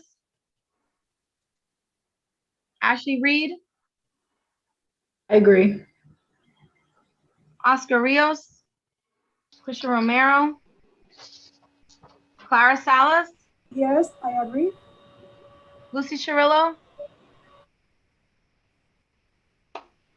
I agree. Okay, thank you. Red Sevilla. Ergen Sherpa. Alton Derek Smith. Gregory Spock, Disagree. okay. Dewan Tariq, Vote in favor, yes, thank you. okay. Marcella Testa, I agree. thank you. Louis Walker, Yes. okay. Yiling Wang, Yes, I agree. Minwen Yang, Yes, I'm okay. okay, thank you. May Yu, okay. Okay, so I'm just going to count.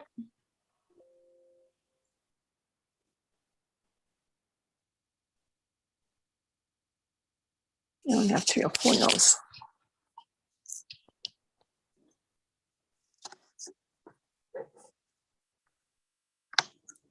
So 29 yeses and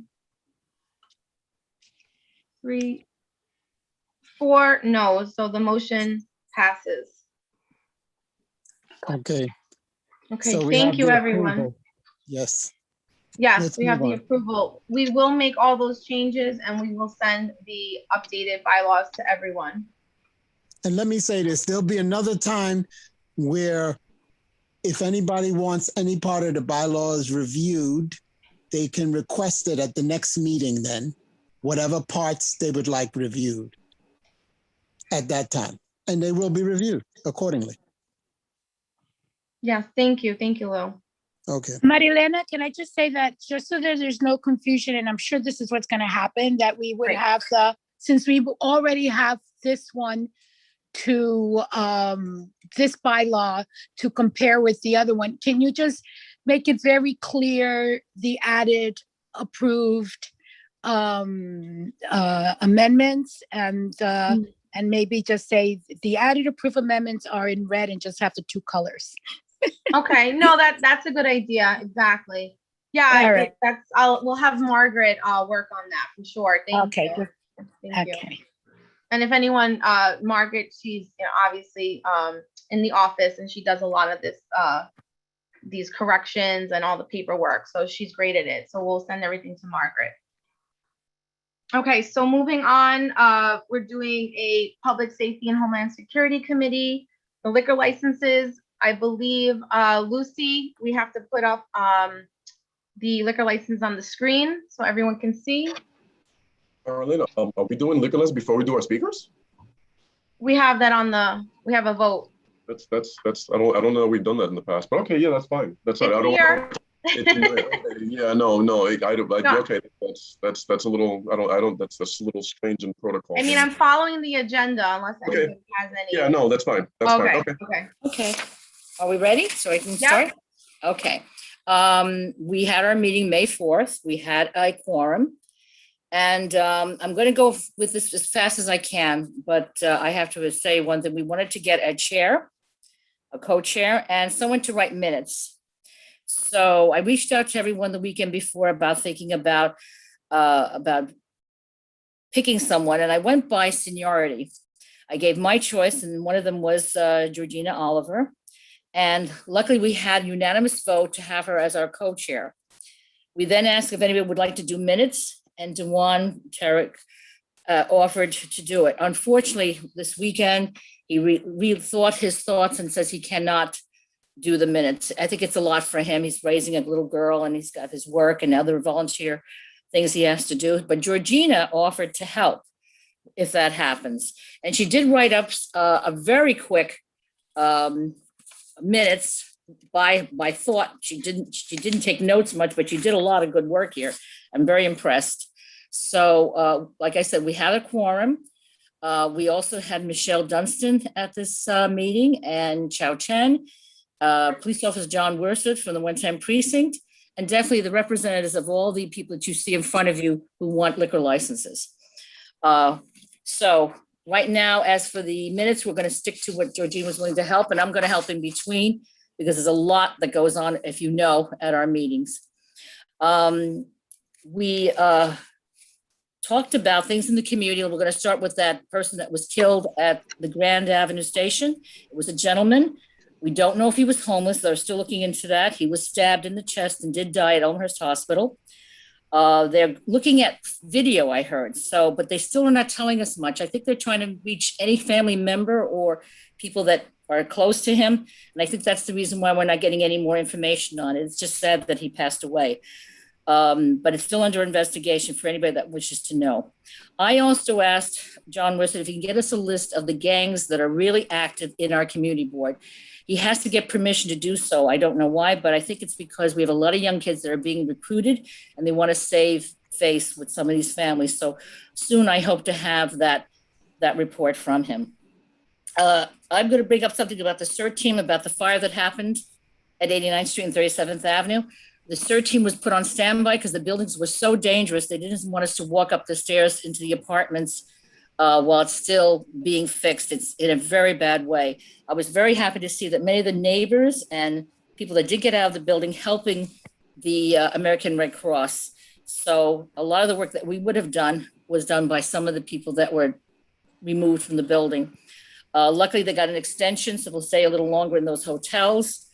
Hopefully, they'll find some place that'll be more permanent. I hope that works for them. And again, they're doing the GoFundMe. Please give. This is a huge, huge fire, and we'll see where this all moves forward for those poor people. Let me see here. I'm looking at all the rest of my notes. Chao Chen asked about the Asian hate that's been happening throughout the city. He wanted to know if we had anything current going on in our community board for it. Luckily, thank God, we have nothing serious to report. This is what John Worsett said, so I hope it stays that way. We're pretty lucky here, and I certainly don't want to see any of that get worse for us, being that it's happening elsewhere in our city. Georgina asked about the fire that was at Left Rock City to Michelle Dunstan, and I got an update report from her today. She mentioned that it happened April 28th, which was a Wednesday of 2021.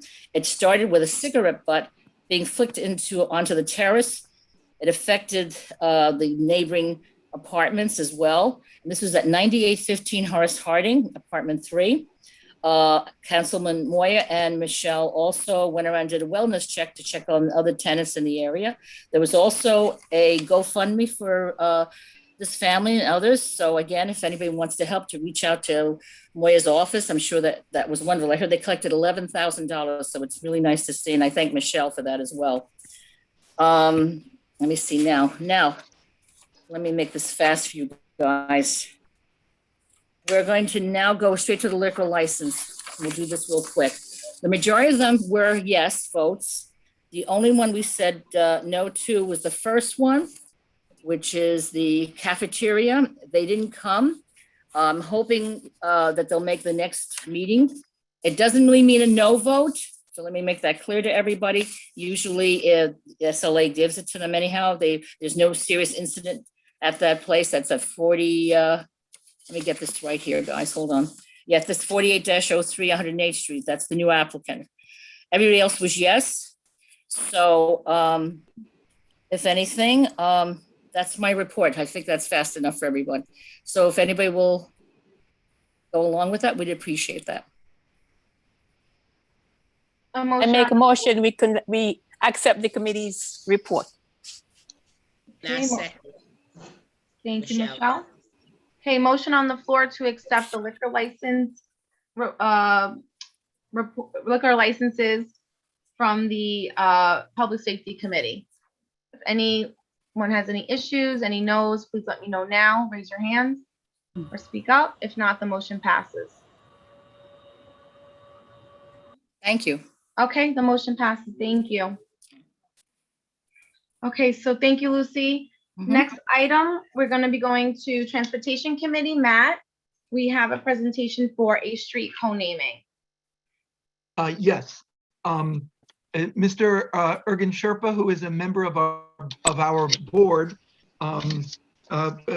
will make a presentation if he's ready to do that now.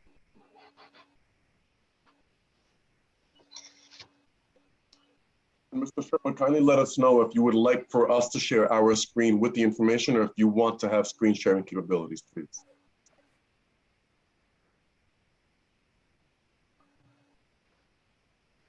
Mr. Are you muted? Mr. Ergen Sherpa, unmute yourself, please. Yeah, he's still muted. Okay. Okay, now you can hear, right? Yes, we can hear you. Sure. Okay. Good evening, everyone. Catastrophe averted. Yeah. If you share the share the document that we submitted earlier, that'd be helpful. But no, I hope like everybody have gone through this. And yeah, and I just want to start short with a great pride. I, on behalf of over 11,000 Sherpas and the 225,000 people of Himalayan descent who reside in the New York City, request you to assist us in renaming 75th Street between Broadway and Woodside Avenue in Jackson Heights, Queens, New York as Tenzing Norgay Sherpa Way. This block of street is the site of our community center and temple. As you are aware of, we serve not only our Sherpa and Himalayan communities, but also the Jackson Heights community in general. From this location, a street name changed to a prominent Sherpa would signal your respect for our contribution to the community. In this neighborhood, we have many mountaineering legends of Himalayan descent. We have 32 climbers who have successfully summited the Mount Everest in our neighborhood. Their achievements on Mount Everest have been certified in the Guinness Book of the World Records, the fastest climb of the Mount Everest, the greatest number of summits of Mount Everest, and the youngest climb of Mount Everest without oxygen. At the moment, we have over 1,000 climbers in Queens. All of these record holders follow in the footsteps of Mr. Tenzing Norgay Sherpa, who with Sir Edmund Hillary was the first to succeed in climbing Mount Everest. His successful summit with Sir Edmund Hillary united the Himalayan people with the Western world, making him a great symbolic representative for the Sherpas in New York City. Naming the street in Mr. Tenzing Norgay Sherpa would honor his accomplishments, which introduced Sherpas to the Western world, the accomplishments of the Himalayan New Yorkers who have followed his footsteps, and recognize the important role Himalayan people play in the modern, vibrant New York City. For these reasons, I request that the block of street of 75th Street between Broadway and Woodside Avenue in Jackson Heights, Queens, New York be renamed as Tenzing Norgay Sherpa Way. I look forward to a positive response from all of you. Thank you for listening. Thank you very much, Mr. Sherpa. We appreciate it. Thank you. I would just add, as a resident of Elmhurst, only a couple of blocks from the Sherpa Society, that and this is just speaking for myself, I was extremely impressed with the food pantry that the society has run during the COVID pandemic, which clearly serves people of all communities, not just the Himalayan community. And they also were a center of support during the Nepali earthquake 10 or 12 years ago. And they've been a great asset to the neighborhood. That is purely just me talking. Thank you very much. Thank you. Mary Elena, should we have a vote? I'm happy to move this. Yes, please. Yeah, this is for street co-naming, and Right. I hope everyone also got to read the background information as well. So I'll move it, and we're looking for a second, I guess. And I second second. Okay. Okay, anybody have any motion on the floor? Anybody have any abstentions, or the motion passes? Please raise your hand. If I may advise, we have to have an extension from Mr. Sherpa. Okay. So, Mr. Sherpa, an abstention from you, yes? Yes. Thank you. Yes, Urget Serpa. Okay, so the motion passes. Yes, okay, thank you. Thank you, everyone. Thank you. Thank you. Looking forward to that street cone naming. Hopefully you guys have a ceremony as well. Sure. We're gonna have ceremony sometimes in the summer. Yes, We'll let invite the all of you. please let the board know so we can all go. Thank you. Sure. Great. Mary Elena, should I continue with the Transportation Committee report at this point or sometime later? Sometime later, we were just Got gonna it. do the street cone naming. We're just gonna do, Very good. we have 2 more presentations. The next presentation, and it's also going to be a vote, is for the Elm Course Senior Center. We basically need, a vote to approve the use of a senior center at, the address should be, it's in the left rack city. The address, Marilyn, I'm know sorry to stop you, but Kathy Ko needs to go first, and the Okay. Nordic Senior said this specifically asked to go on afterwards. So if we Okay, can, I'm sorry, perfect. I was Okay, trying no to. I worries. wanna cut you off. Okay, so we're gonna go back to that. We're gonna go to the discussion and vote for the ULURP committee. We have the Kathy Cole, the city planning from, we're gonna be doing the zoning accessibility for the subway station elevator. So she's gonna be doing a presentation for us. Hi, thanks. Yeah, and as long as Howie is ready too, can you confirm? Let me just send him a quick text. Here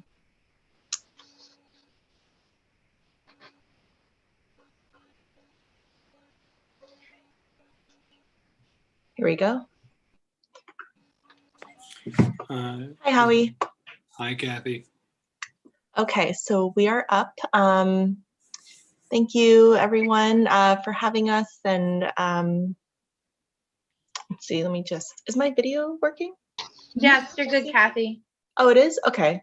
Okay. My internet's been a little bit funny tonight, so I'm actually going to turn my video off during the presentation just to, not mess with any potential bandwidth issues. So we have Howard Levine here from the MTA who will be presenting with me tonight. And I'll go ahead and share the screen and get started with our presentation. Just bear with me 1 second.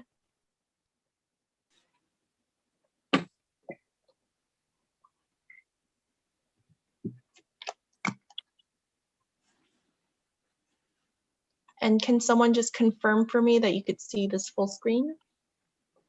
Yes, Kathy, you're good. Okay, great. So Howard's going to start us off here. Sure, thanks, Kathy. So as mentioned, my name is Howie Levine. I'm here from the MTA. We've been working closely together with Department of City Planning and the Mayor's Office for People with Disabilities on this proposal. We're excited to take you through it. I'll try and be quick, recognizing kind of what time it is, getting rather late in the evening.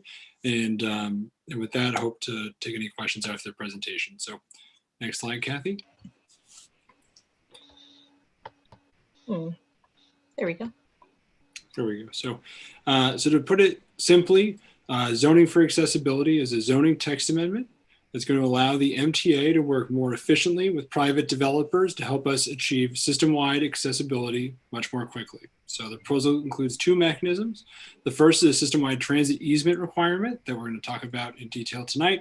And the second, just for your information, is an expanded transit improvement bonus in certain high-density areas. It currently does not apply to Community District 4, so we're not going to go into more detail with that tonight, but if anyone has any questions, we do have extra slides we can talk about, but it is not applicable in Community District 4. Next slide. So as most of you, I'm sure, are aware, our MTA system, our subway system is very old. It was built mostly before 1950. Vertical accessibility was not something that was kept in mind when these stations were being constructed. And so we've been making progress through our capital plans retrofitting these stations. We currently have 136 out of 493 subway and Sound on Railway stations that are currently accessible. It's about 28% of the system. So we've been making some progress, but we have a long way to go here. And additionally, on our commuter rails within city limits, doing better. We have 25 out of 39 stations are currently accessible. And just a note on accessibility in that blue box, when we're talking about accessible stations, that's a whole suite of different things we do to a station to make sure it is completely accessible. But with this proposal, we're specifically talking about vertical accessibility, which is one of the most complicated processes to make a station retrofitted for accessibility. Next slide.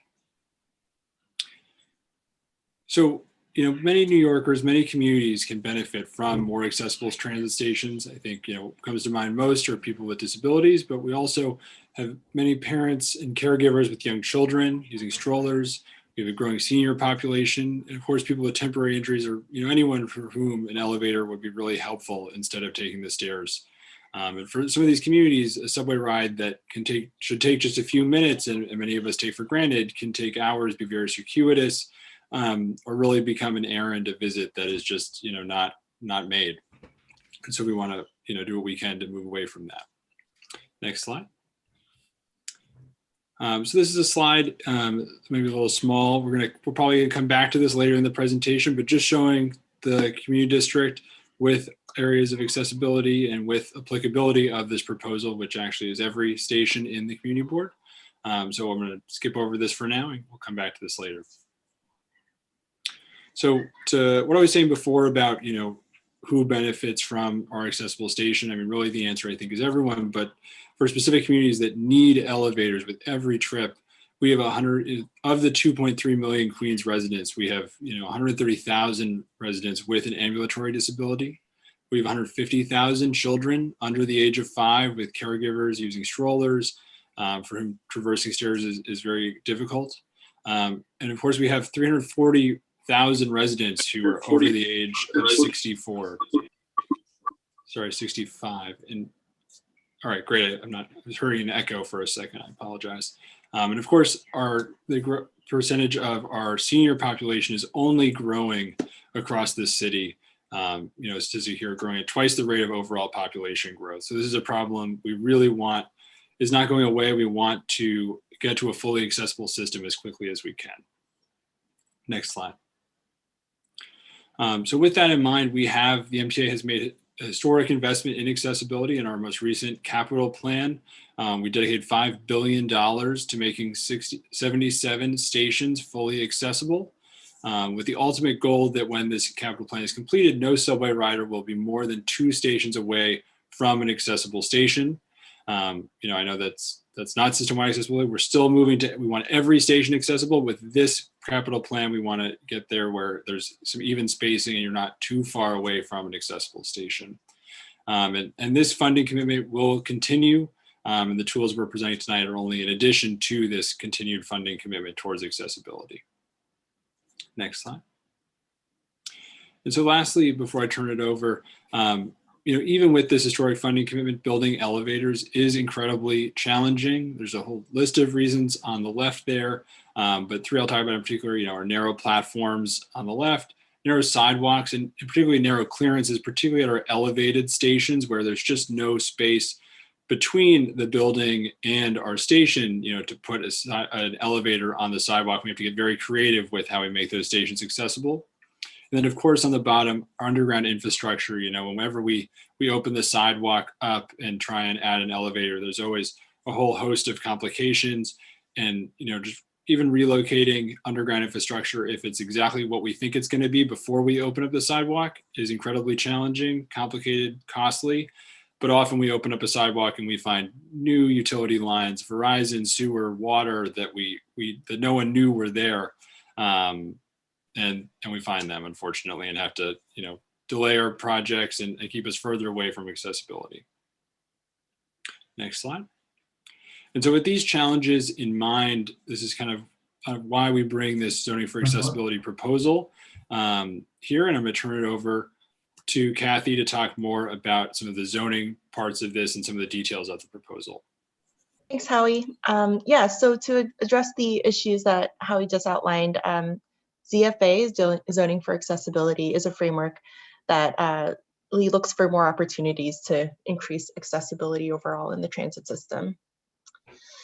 So today, zoning rules are in place to help alleviate some of these burdens and support transit improvements. And 2 transit-relating zoning regulations that are in place today are transit easement requirements and station improvement bonuses.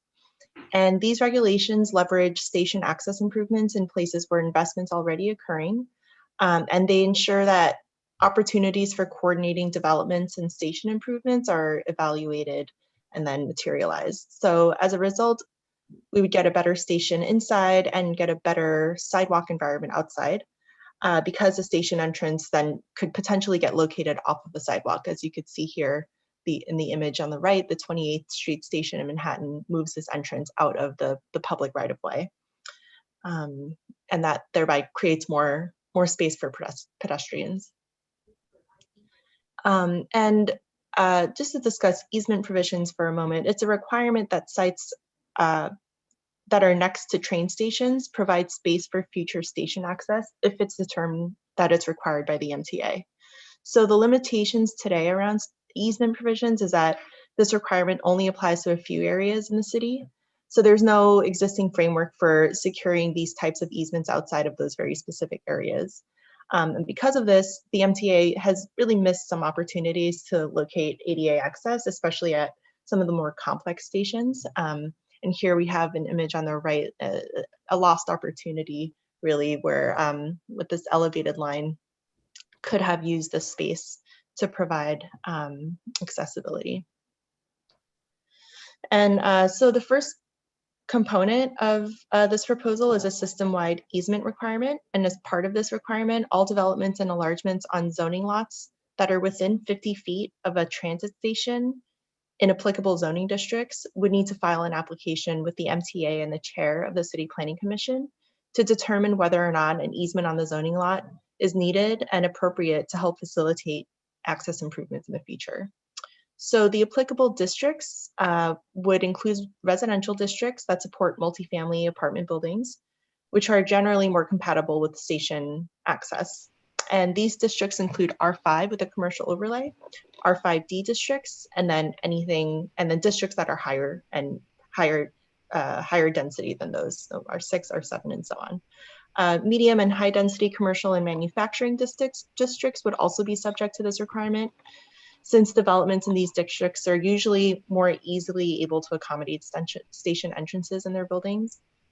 And while the process of getting a certification would be required for most sites within 50 feet of a station, it's likely that the MTA would only ask for an easement in places that really make sense for future transit access. So this would be a thoughtful case-by-case sort of consideration. And in order to facilitate these easement agreements, relief from certain zoning regulations would have to be provided in order to minimize any challenges for construction on a site that's determined to be subject to this requirement. So there are a few ways easement areas can affect development sites. Because the easement takes up floor space on a site that's developable floor space, it could reduce the available floor area in general. The shape and size of an easement can occupy a large amount of space within a building's envelope. So this not only affects the direct area that's occupied the easement, but also has implications for construction feasibility around the area. Easements can also restrict available access to provide ground floor uses and parking spaces. And depending on the type of development, they might create compatibility issues with more sensitive uses like apartment units or other residential units that you wouldn't want right next to a transit station elevator and something like that. So without any zoning relief, easements can limit the construction of a development to its full potential. And in certain situations, it could result in buildings that lack really a compatible relationship to that future easement. So if the easement regulation makes it challenging for the development to be built, it would ultimately make it more difficult for the transit agency to even acquire the easement in the first place. So in order to maintain developable floor space and flexibility for the location of easements, the following bulk relief would be provided. So easement areas would be excluded from zoning floor area. They would also be allowed as permitted obstructions, and the maximum lot coverage would be increased in certain districts to make these easement areas better integrated into the building. And in addition, where there's an easement provided on developable floor area, maximum building heights would be increased by either 10 or 20 feet if an above grade easement is provided in an R7 district or higher. And in addition to create a better flow around easements, street wall flexibility would be granted within 15 feet of easement areas. So in summary, ZFA proposes a zoning text amendment to establish a framework for coordinating station improvements and new developments on adjacent sites. And as part of this framework, a consultation process would be required for all developments and enlargements on zoning lots within 50 feet of mass transit stations in the applicable zoning districts. So if it's determined that an easement is needed, relief from certain zoning rules would be provided in order to minimize any potential challenges. And for sites that are less than 5,000 square feet, the easement or the requirement would not apply. The easement requirement would then be voluntary on these sites, and if they're provided, they might also receive zoning relief. But again, this would be a very case-by-case kind of process to determine that. And in addition to those proposed set of relief, further use, bulk parking, loading, and streetscape modifications would be available pursuant to discretionary review and approval. And in addition to this new system-wide easement framework, the text amendment also includes an expanded transit bonus that would continue to provide a floor area bonus of up to 20% of the maximum floor area ratio for developments and enlargements that construct station improvements, and would expand the geography of areas where this transit bonus can be used. But again, this is not applicable to Queens District 4. It is applicable for higher density districts such as R9 and R10. So this does not affect this board. And just to end on this timeline, the application for ZFA was certified on April 5th and is currently in public review. It'll go through the process of review by all 59 community boards, 5 borough presidents, 5 borough boards, the City Planning Commission, and the City Council before it's potentially adopted in fall of 2021.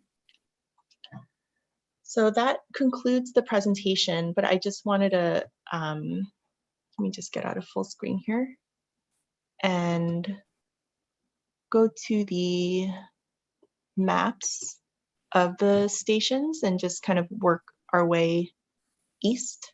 Yeah, starting from the easternmost station along Roosevelt Avenue, which is a 7 line in District 4. So I just want to emphasize again, what you see highlighted here in blue are lots that are within 50 feet of a transit station. But that's what's highlighted here, but only lots of at least 5,000 square feet would be required to this consultation process to see if they would need to provide an easement. So even though these are highlighted here, it's not necessarily saying that all are subject to this. So I just want to flag that as we continue. So here we have 111th Street on the left, 103rd Street, Corona Plaza on the right, Junction Boulevard on the left, 90th Street, Elmhurst Avenue on the right, 82nd Street, Jackson Heights, and 74th Street, Broadway. And including, as we approach Broadway here from 74th Street, continuing south, Woodhaven Boulevard is the MR line, and the Grand Avenue station that hosts the MR line as well. So we're happy to take any questions. So thanks, Kathy. That said, Christina, we do have some questions that were put together by the chair of ULURP and zoning, Alton, who unfortunately is not here with us right now. He had yet another engagement, but we do have some questions, and we'll share these, and we can just ask these questions one by one, Kathy, if that's okay with you. Yeah, sure. And of course, we'll provide these in writing if need be, if in fact we can't get these answers tonight, but by all means. Carolina, do you want to handle the questions, or do you want me to just read them out one by one, like any particular protocol you want to follow? Okay, I think she may have stepped away. All right, so that said, Kathy, if it's okay, I'll just read them to you as are. Please explain the developer bonuses. A, the height and density allowed for buildings, subways, and elevators. B, the allowance, if I may, age bonuses for alleged affordable housing. And C, to explain how both bonuses can be combined. So sure. I could, Kathy, you want to? Yeah, I was wondering if I should pull up, if you want to indicate the bonus slides. if you want to speak to those. Well, I was just going to ask Christian, do you know if this is referring to the bonus provision, which is not applicable in Community Board 4, or if it is referring to the easement provision? And you know, unfortunately, in this case, I am only the messenger, and I hate to say it that way. We just got these Understand. questions Would you- literally just before the meeting. But Marilyn, go ahead. Yeah, would you be able to explain that, just like you said, actually, because Please. I don't think it's clear. Yeah. Thank you. Howie. Sure. So really with the easement provision that we talked about in the presentation, there's no kind of height bonus associated with that. Kathy talked about a few different types of zoning relief that are available, and all of those are really meant to help offset the impact of having, an MTA entrance and an easement in your building, if that makes sense. So, there is, as Kathy mentioned, you're allowed to build 10 additional feet higher or 20 additional feet higher if you are in an R7 or above and it's an above grade easement, which is going to an elevated station and probably taking up a few stories of your building. And so, but those height, they're not really height increases, they're kind of allowances, because it doesn't mean you're automatically allowed to build 10 feet higher. It means that if you had 100 square feet that's being used by the easement in, say, the first floor of your building, but there's nowhere else you can put that on your building site, then you can add that to the top of the building. And so you're allowed that 10 feet or approximately 1 story of building to build that 100 feet of the building, if that makes sense, that you otherwise would have been allowed to have on the first floor. But because of the subway easement that, is really benefiting the whole community, and this new elevator, staircase, whatever it may be, you're allowed to put that elsewhere on your development. And in some cases that would be height. Did that help answer the question? Yeah, so I know what Alton, I have actually talked to him about it. Basically he was talking about, like, so if you get the easement, you're eligible to put an elevator. The MTA, wants to work with the developer to do that. They will get additional height and density. So you're saying either 10 feet higher or 20 feet higher. And then he wants to know, and related to that, what if the developer wants to, tap into the MIH? Which is the affordable housing. Now, on top of the height that they're getting for the elevator, now we're going to have a building that's even higher if the MIH kicks in. Is that correct? Yeah, so that's a completely different, it would be a completely different action from something like this. Yes, there are, the FAR in certain districts are higher. If it's a rezoning that involves MIH. So there is that's in the zoning resolution already. And in this case, it's not necessarily, they can happen in parallel, Right. but it's not even necessarily like an automatic trigger necessarily. I think, these zoning allowances are in place in a site-by-site case, to see if, if this is the kind of site that had to relinquish ground floor space for, and just as how he had explained it, then it could use the height increase as one of the allowances. Perhaps they might not even need to. Perhaps one of the other allowances would help satisfy the lost floor area. So I think it's going to be a little bit more complicated than just saying they get all of these bonuses, or not even bonuses. Let's not call them that, because that's not exactly what we're talking about. Well, it's definitely incentives, and it's something that could happen. That's what Alton wanted to just clarify, that a developer could take a site that's zoned for a certain zoning, and then with the elevator and then the MIH, you have a building that is, much higher than the as of right zoning. So if all of those ducks sort of lined up, and it made sense for the site, that it is possible that they could use these allowances to make up for the loss of space to provide this amenity. Yeah. Okay, great. And then the second question he has is that, let's say a text amendment goes through citywide, it passes. After it passes, will the community have a say about the development at the site afterwards, or it's just going to go through, as of right with the MTA subway elevator and then the maybe not bonuses, but easements? Will the community have a say after this text amendment goes through? So transit easements are not subject to discretionary review. And if a sort of enlargement was happening that didn't require a zoning action, and that's known as of right development, which is largely the bulk of development that happens in New York City. Not most development actually happens according to existing zoning, but if it's the case that a zoning lot is not developed to max out its full FAR and they would want to, but they're still within existing zoning, they wouldn't have to come to city planning for an application to amend the zoning map or whatever the action may be. So in a case like that, if they triggered the transit easement requirement, it wouldn't be subject to a discretionary review, but rather a certification process that confirms that they met the requirements laid out in this proposed zoning text. So zoning certifications that have been filed can be tracked by community boards and the public in DCP's zoning application portal, as well as through the community district profiles as well.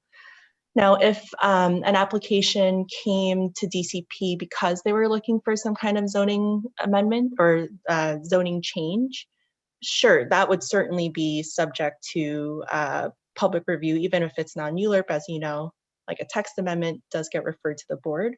So if it was an application like that and also triggered the transit easement, it would all be part of the package, and it would be part of this proposal that they would put forward. Yeah. So even even the MIH, like if they wanted a zoning, like a different, variance with the zoning for MIH, that also has to go to the community board, even if you're doing the elevator accessibility. That's right. Yeah. Anything that MIH is always triggered by rezoning that increases residential density, and that is subject to ULURP. And if a transit easement was triggered as well, I wouldn't say that the easement portion would be up for the approval process through ULURP, but the overall proposal would include it, so you'd certainly see it in the proposal, and you can comment. Boards can really give a broad array of recommendations as they issue their recommendations and vote through ULURP. Okay, thank you. And then his third question. So MTA claims that the partnership with real estate developer would reduce the citizens' taxes. Please explain how it'll increase rents and make real estate far pricier, like Little Island City. Did this bonus allow the tallest building in Queens? So he's basically saying, like, if someone, buys a lot and then they want to, build the apartment building or a condo, whatever it is, and then they get this easements with the provisions for the elevator, they can basically do market rate value, whatever they want to charge. So Alston's basically saying that it's going to increase real estate prices, and the affordability level's not there, and price people out of their communities. So can you speak a little bit about that?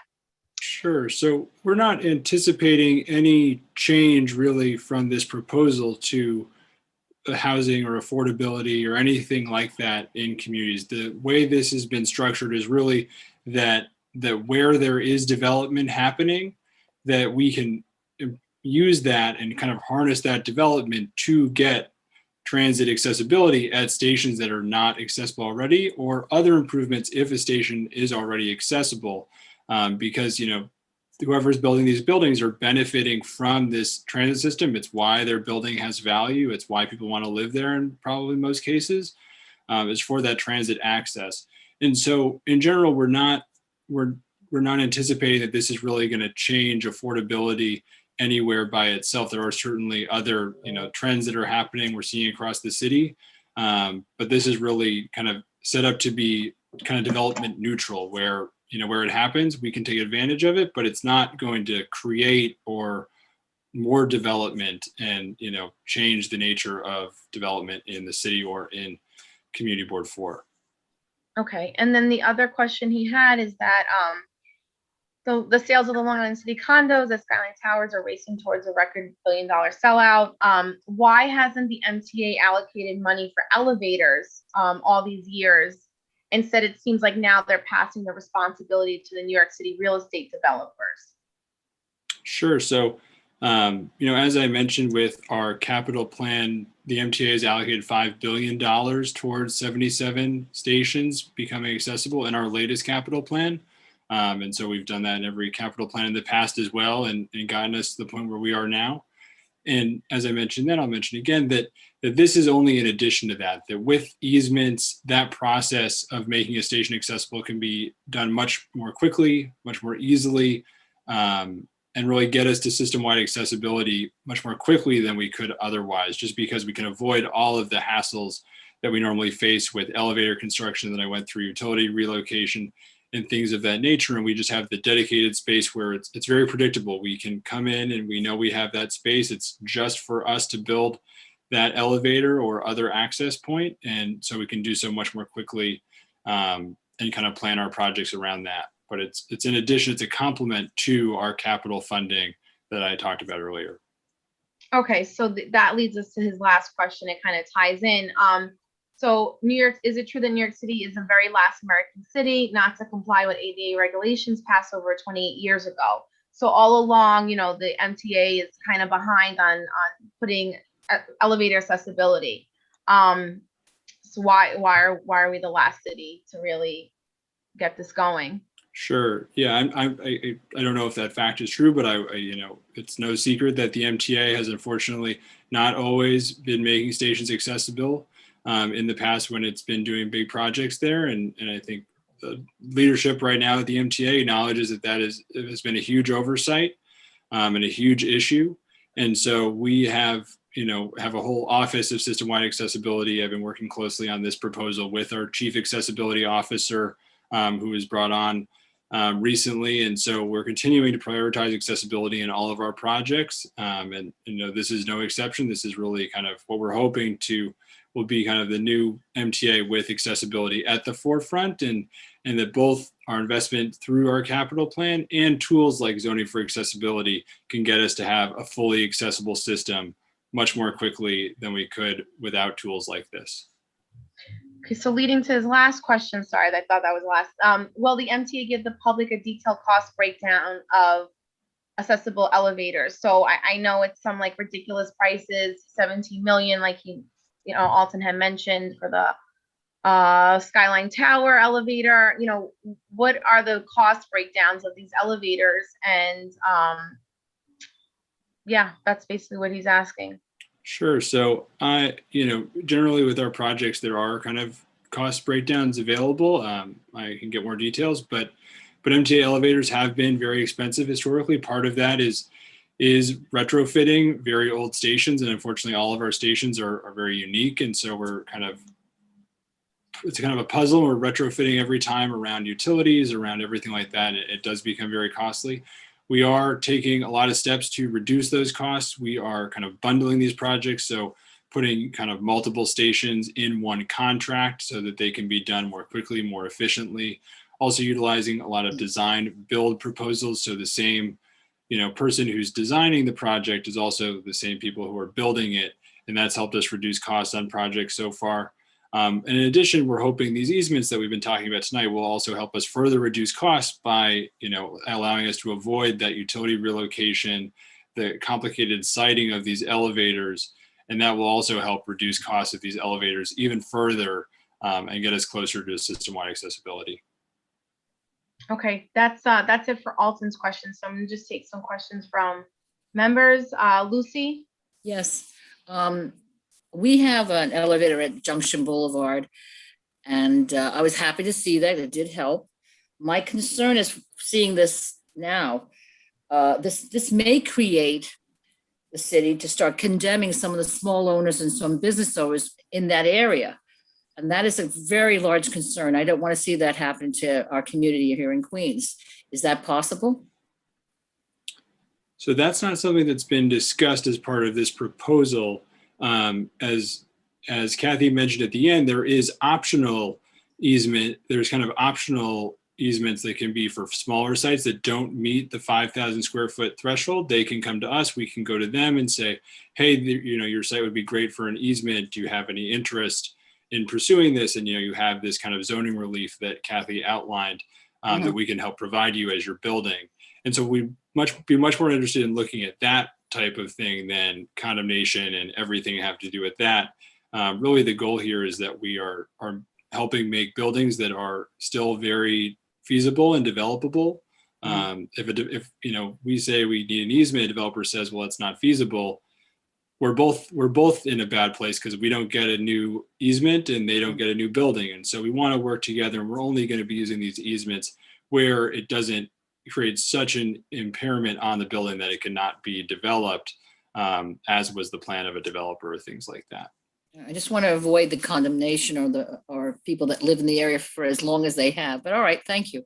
Well, Lucy, that's always a possibility that somebody. Yeah, that sees. concerns me. That concerns me. Yeah, they see a possibility for something, and then they will drive out the residents or the businesses. Okay, next, Gregory. Thank you. So my question is really more the maintenance of the elevators.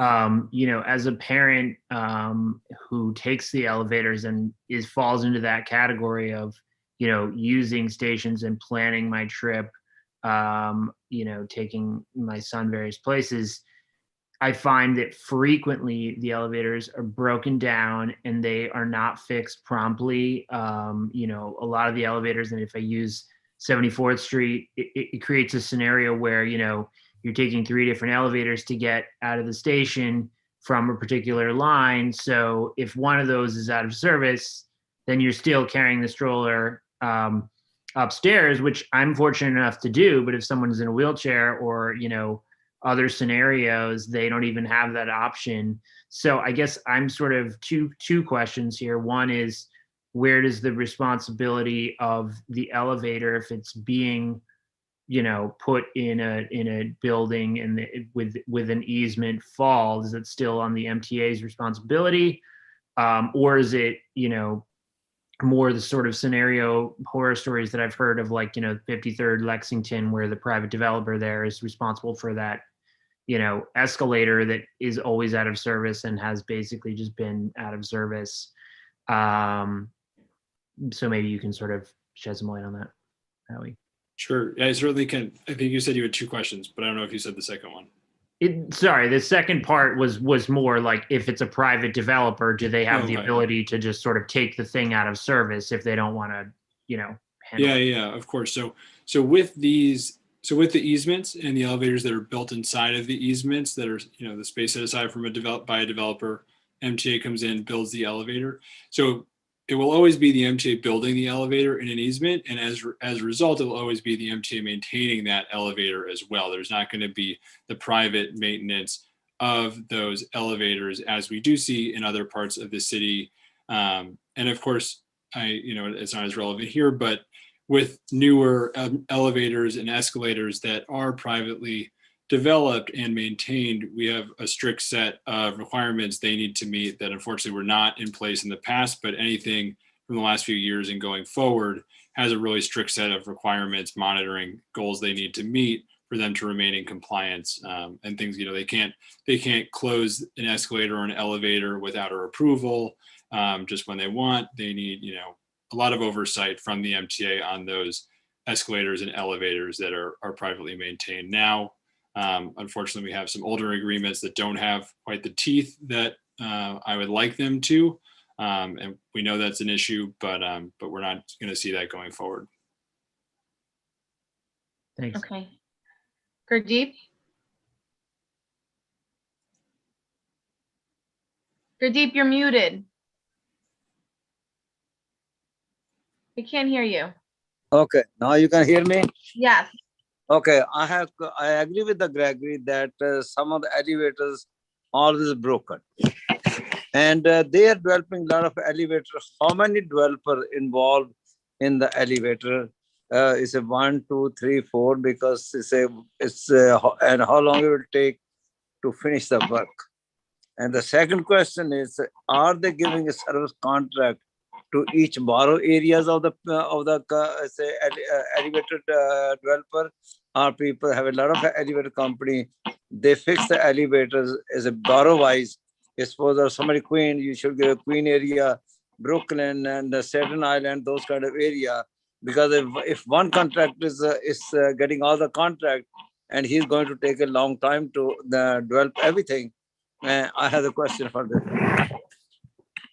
Yeah, so just I think to answer your question, we have a variety of in-house staff and contractors throughout the city. There's not just one contractor, there's a variety of different contractors in different areas that help us maintain elevators. It's very complicated and very specialized. We need to have the right staff to ensure our elevators are maintained. And so it's not just one contractor that we work with. There's a whole variety. And in general, talking a little bit to Gregory's question, we're always looking that it's not necessarily 3 elevators to get you from where you need to go. But, for example, at the recent elevator we opened at the Court Square built by a private developer, it's one elevator that takes you from street level right to the platform.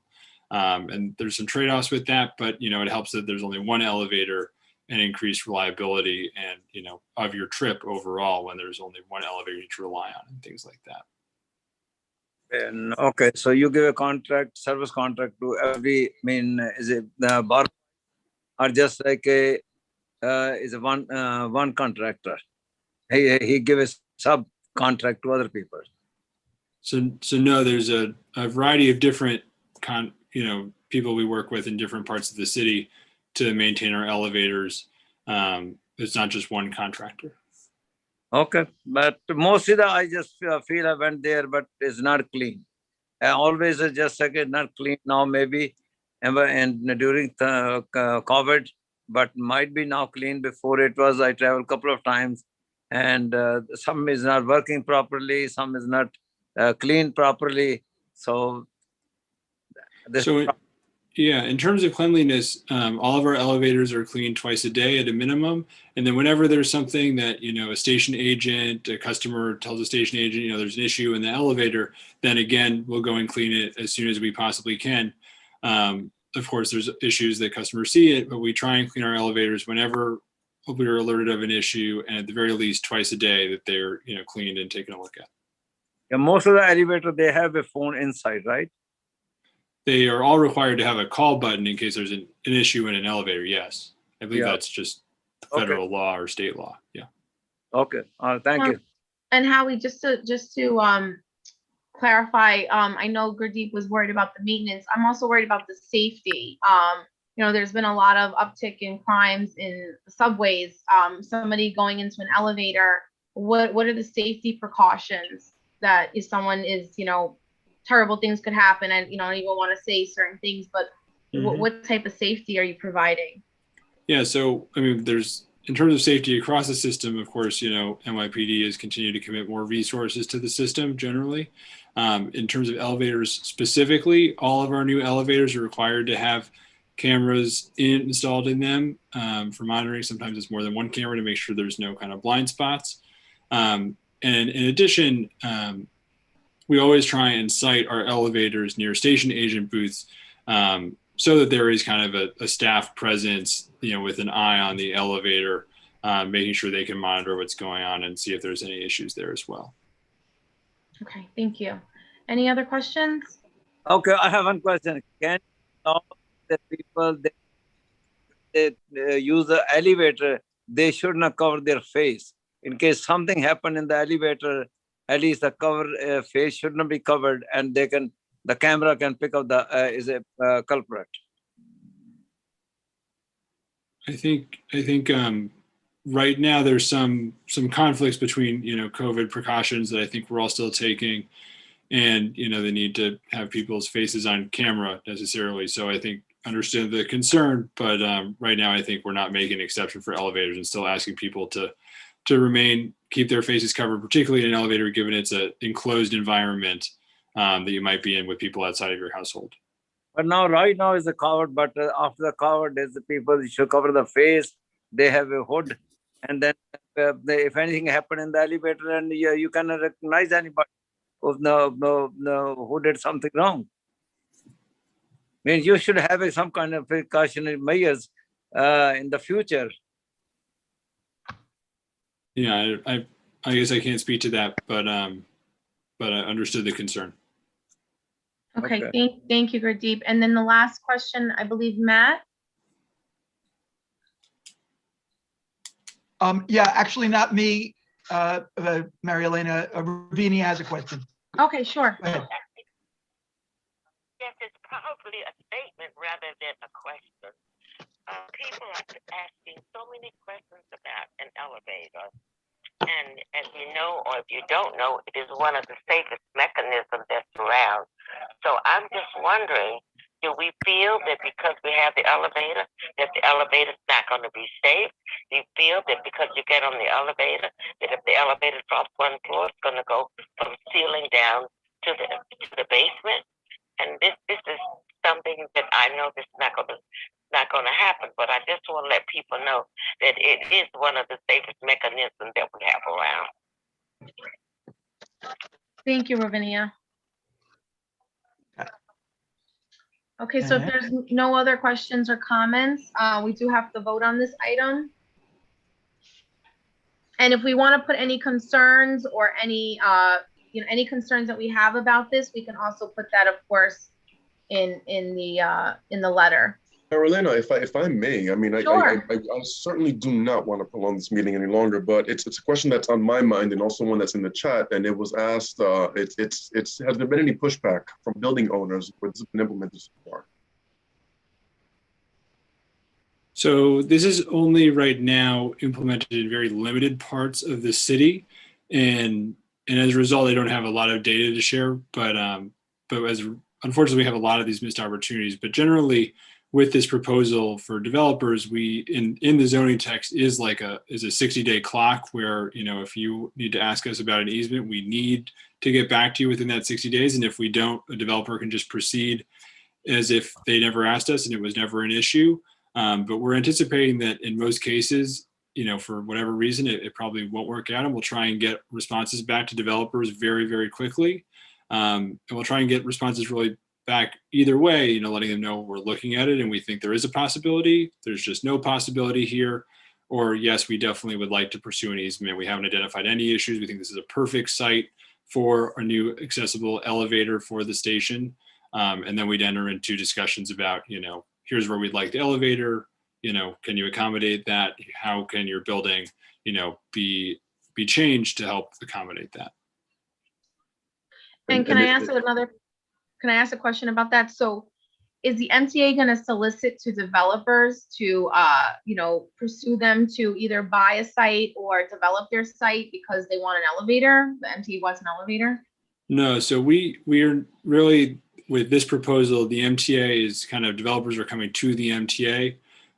There are certain cases in, really specific circumstances that, I don't know any offhand where that may occur, that we would go to a developer and say that. But with this proposal, the way it works is when a developer is filing for permits with Department of Buildings, it would be flagged for them by the Department of Buildings that you're within 50 feet of a subway station. Talk to the MTA, talk to DCP, see if they need an easement before you proceed further here. Okay, thank you. And I believe we have one more question, Lucy. Yeah, I just saw from Matthew. Is this proposal for the Woodhaven Boulevard on Queens Boulevard line? Sorry, I haven't been checking the chat. I'm sorry, let me jump in. No, Lucy, someone had asked, Adam asked, what's the next station in CB4 slated to get an elevator? And I just answered his question. Oh, I see. So no developer yet for that Woodhaven This Boulevard. is not directly relevant to this conversation. Got it. Although it's Got it. relevant. Thank you. It is relevant to elevators. Yeah. Thank you. Yeah, if I may. So Woodhaven Boulevard and the MR is the next station in the community district that we are going to be making accessible through our capital plan that I discussed. And so that is going to happen regardless of any easements that we may get near the station. You answered me. Thank you. Okay. Okay, thank you, Matt. Okay. Okay. So if there's no other questions or comments, we need to vote on this item. And like I said, if we have any concerns or issues, we can also write that So we're on record.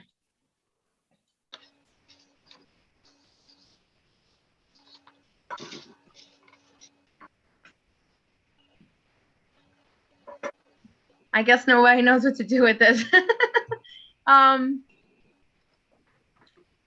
sorry, Mary Elena, I'll Yeah. move to support the text amendment or to approve the submission to us. Okay, I would second that, but I want to put stipulations in the letter with the concerns that we have about maintenance, about safety, about that you're not soliciting developers and driving out residents and businesses. I think that, you know, and if anyone had, those were some of the concerns we had. If anybody has any other concerns, we can put that in the letter with the approval. Okay, so does everyone agree with that, with this motion? Yes, I'll second. Yes. Okay, seconded by Ravinia. Okay, everyone's on board.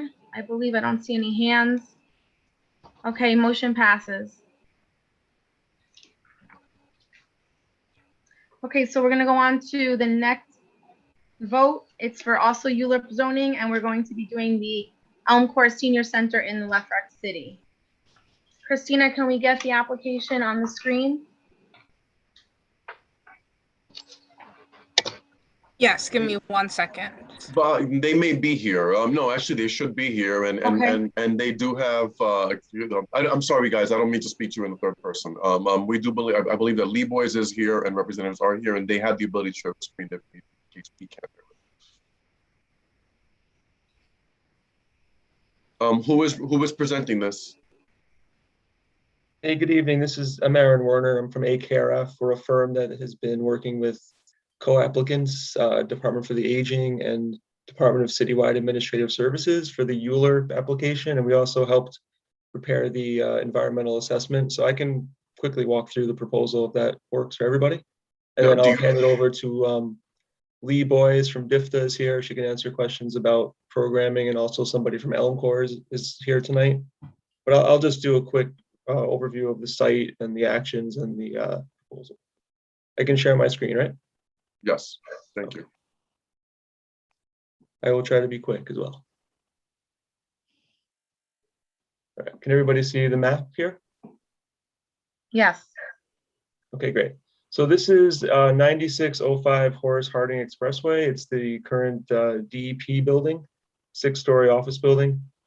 This proposal is a site selection and acquisition, ULURP, by DIFTA and DCAS to create a approximately 7,000 square foot senior center on the ground floor of this building, retrofitting existing office space into a senior center. It's the southeast corner of the building on the ground floor. This is just an overview map. This is the current floor plan showing this is the entrance. There'll be an ADA ramp and a new entrance doorway.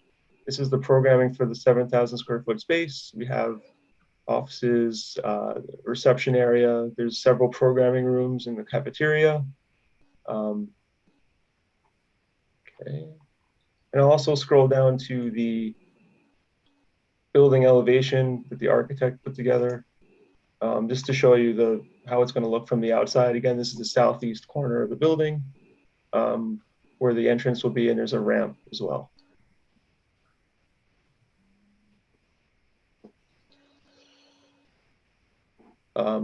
I guess I'll hand it over to Lee if she wants to expand on the programming, and somebody from Elm Corps also who's going to be running the center. That's pretty much the overview of the proposed project. Hi, I'm Lee Boys from the Department for the Aging, and I'm here tonight with Lorinda Hooks from Elm Corps. We're really excited to bring the senior center to this community. It's a beautiful space. It's got southern and eastern light, lots of windows, and full program space. And I'll turn it over to Lorinda to describe some of her programming. Hi, everyone. Not to keep everyone long, the programming will consist of health and wellness, arts and crafts, benefits and entitlements, case assistance, virtual programming, and physical health and exercise classes. We do a lot around aging in the community and aging in place, type of activities for our seniors so they can age better in their own homes and in their own community. We will be serving 150 people, 150 seniors ages 60 and over at this site. And we look to open up July 1st virtually and soon after physically. Thank you. That's wonderful. So are you guys done with the presentation? I can take any questions. Yeah, I'm done. Yes. Yep. Okay. So any questions? Board members? Oh, Lucy. question. Okay. It's DEP right on Horace Harding with that entrances that we're talking about. Where's DEP going to go? Are they leaving us? No, DEP they have is- about 600,000 square feet. So they're And just. so where are you, right next to them, or? It's in the corner, the ground floor corner of that building. They had a lab that they consolidated. Got it. Thank you. Thank you. I have Sandra. Yes, so it's in the corner, so you're gonna have access on Horace Harding and on that side street. Because my only concern is, because I know there's a lot of traffic on Horace Harding there towards Junction Boulevard, and where would the seniors who take the accessoride, let's say, or have where will they be dropped off? So it's the side of the building towards the driveway, and we're actually working with DOT to get a dedicated drop-off spot right in front of the entrance. So it's not at Junction Boulevard. It's over to, if you want to call it quieter, it is quieter because it's not an intersection. And it's not a Horace Harding.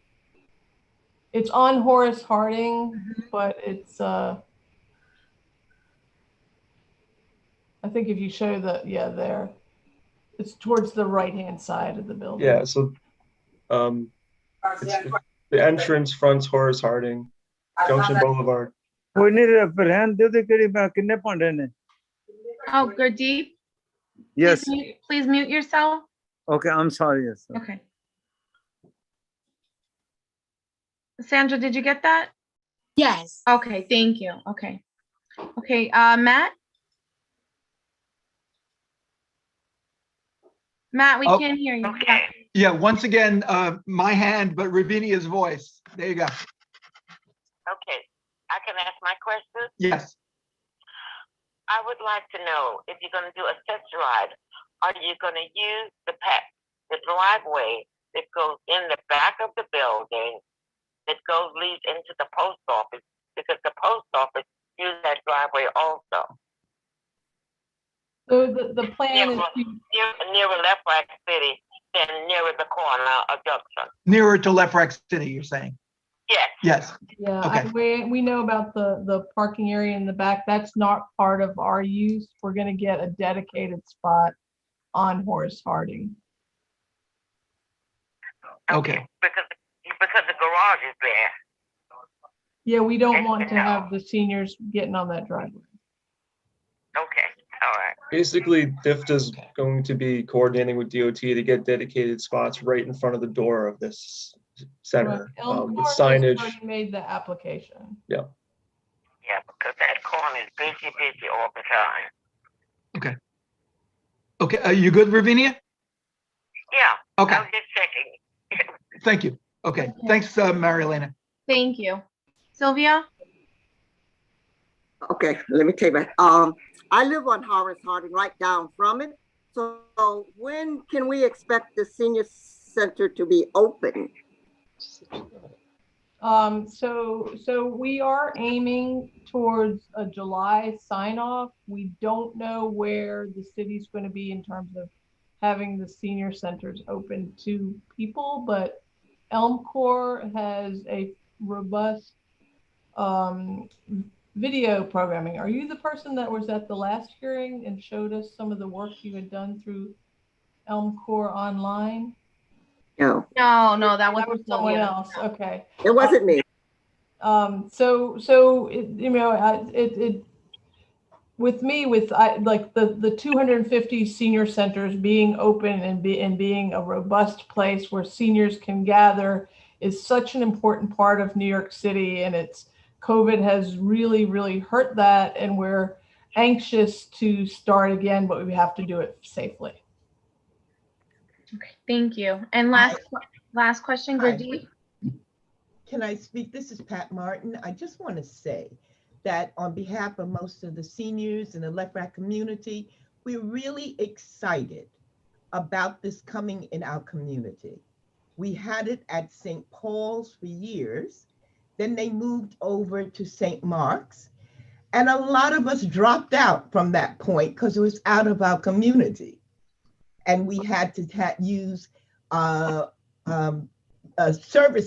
services at certain hours to take us there and bring us back. But now we have our own access. We can walk, we can take Uber, we can go, we can come back. So I want to speak on behalf of most of the seniors in the LEFRAC City community who I've spoken to, and we are really excited. This is a promise that was given to us by Moyer, and he kept his word. So we are thankful. Okay, we got a assemblyman who kept his word. He said he was going to bring it into the community, and he did. So we're thankful. We're really thankful. And thank you, Lorinda. Thank you. You're welcome. Thank And you, I Pat. That's second wonderful. that. I second that. Thank you. Thank you. That's wonderful. And last question, Gurdeep. No, I have a question. How many they are dedicated for the people they are DOT is going to make a dedicated for one car parking, two car parking? How many? One space. It's not for parking, it's for drop off and pickup. No, but if first for the 4 or 5 people they're coming back, they're going to hold the traffic in the behind. If the 4 or 5 people they come in the same time, and they will hold the traffic. It's probably I don't think we'll get that many spaces from them. Because if you're making 7,000 square foot area as a senior citizen, and if people they come one by one, and the people the couple of people that came together, one car, second car, third car, fourth car, then people they can block the parking in the behind area. And Junction Boulevard is also very busy. Horse herding is also very busy. So whatever good word you can put in with DOT, we ourselves probably can't get but one space. But isn't that a safety place to drop off the people because there's a lot of traffic? Gurdeep, thank you. Maybe we can ask Matt from Transportation Committee. Matt, is there any way that we can request maybe, since it is a busy area, another drop-off spot? Okay. Yeah, I don't think there's nothing that would keep us from asking. Okay. Can one of the people from Elm Corps, I'm not sure which one it would be, send Christian a detail of what your conversations have been like up until this point, and we can send an email to the borough DOT office asking for saying we understand that you're talking about one space. We think that because of the volume there, it might make sense to give us like 3 spaces. But let's hear from Elm Corps where they're at and what they think is optimum. And then, unless you, Mary Elena, or Christian, or one of the ladies on the committee who's on this call thinks I'm doing the wrong thing here, we could send a request to DOT.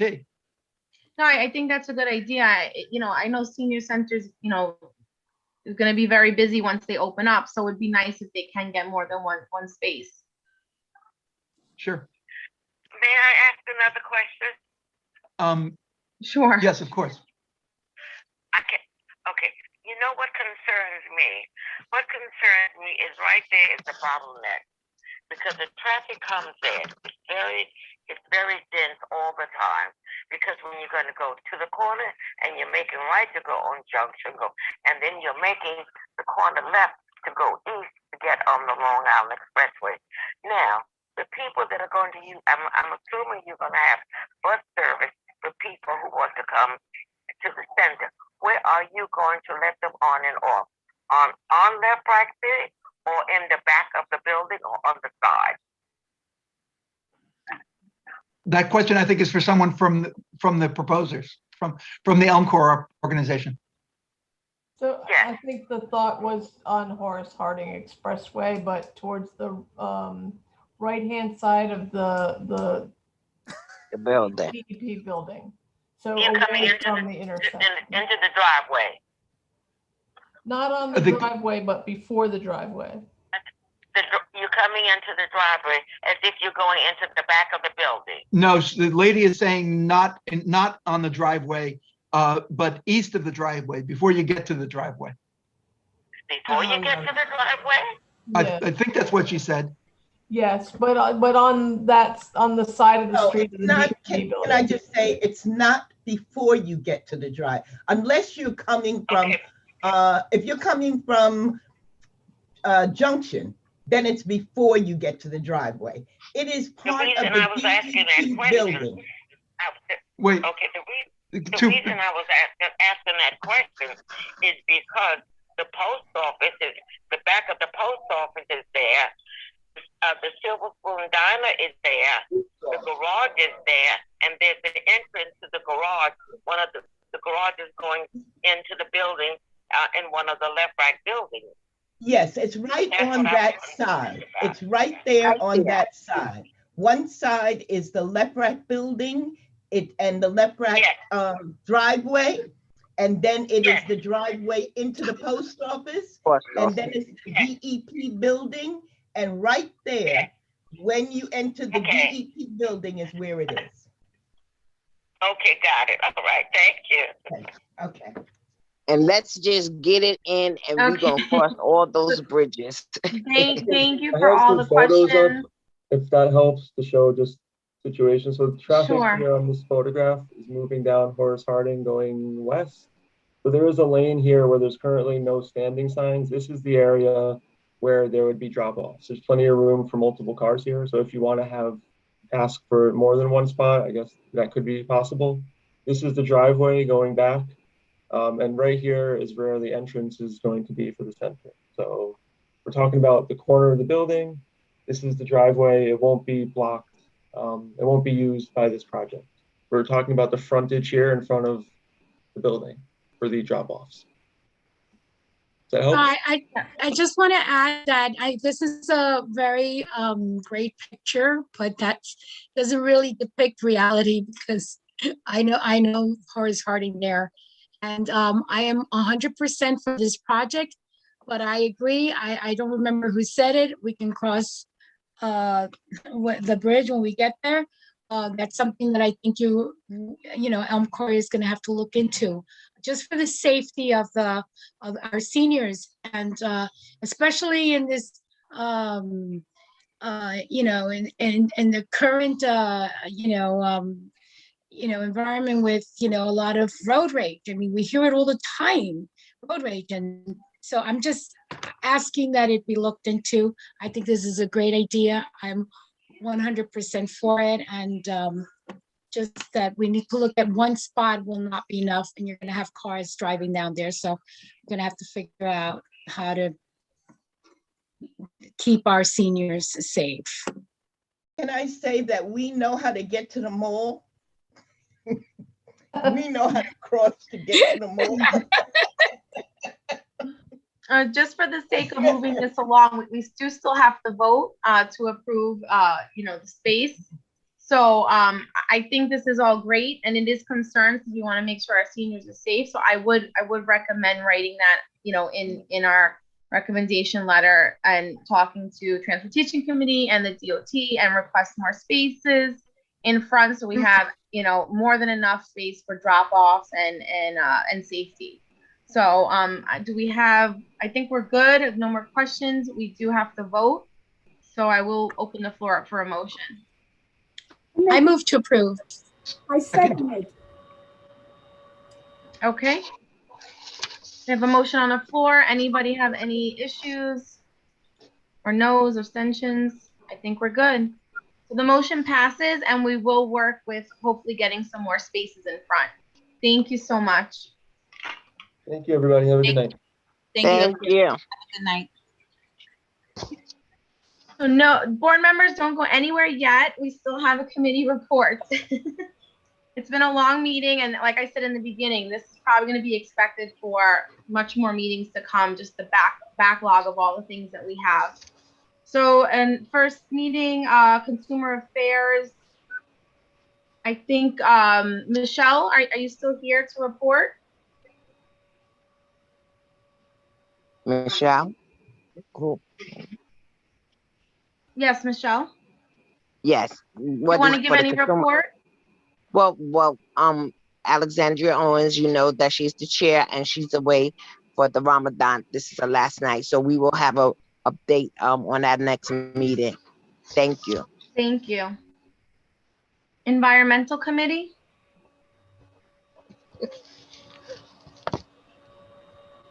We haven't met.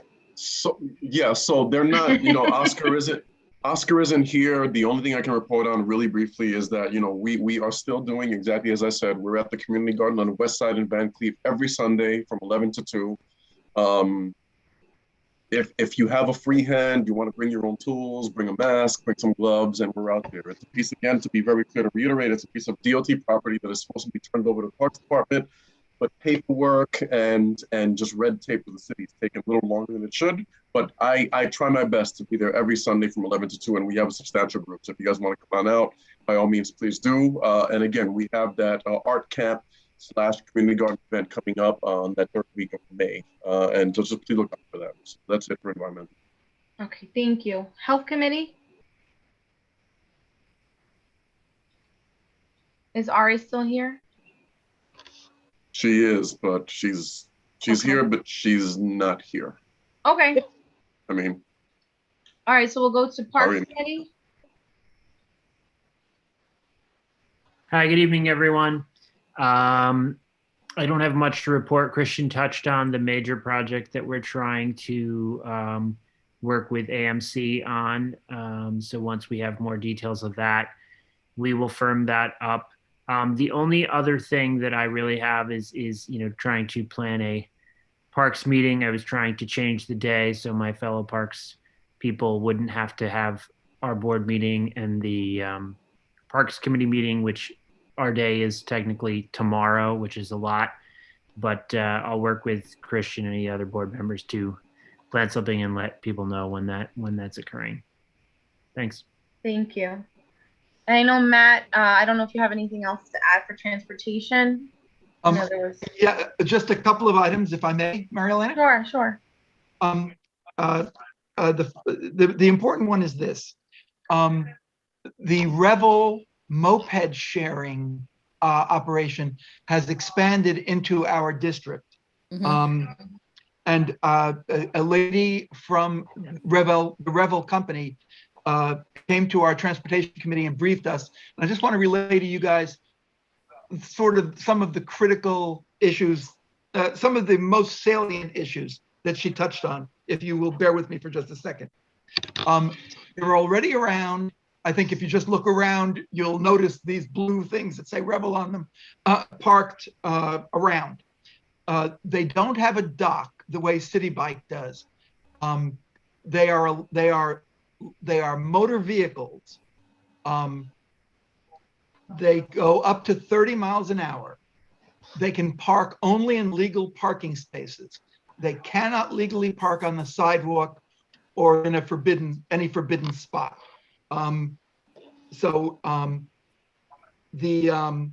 If there is a problem that you perceive with where they're parked, there is a community input location on the Revel website.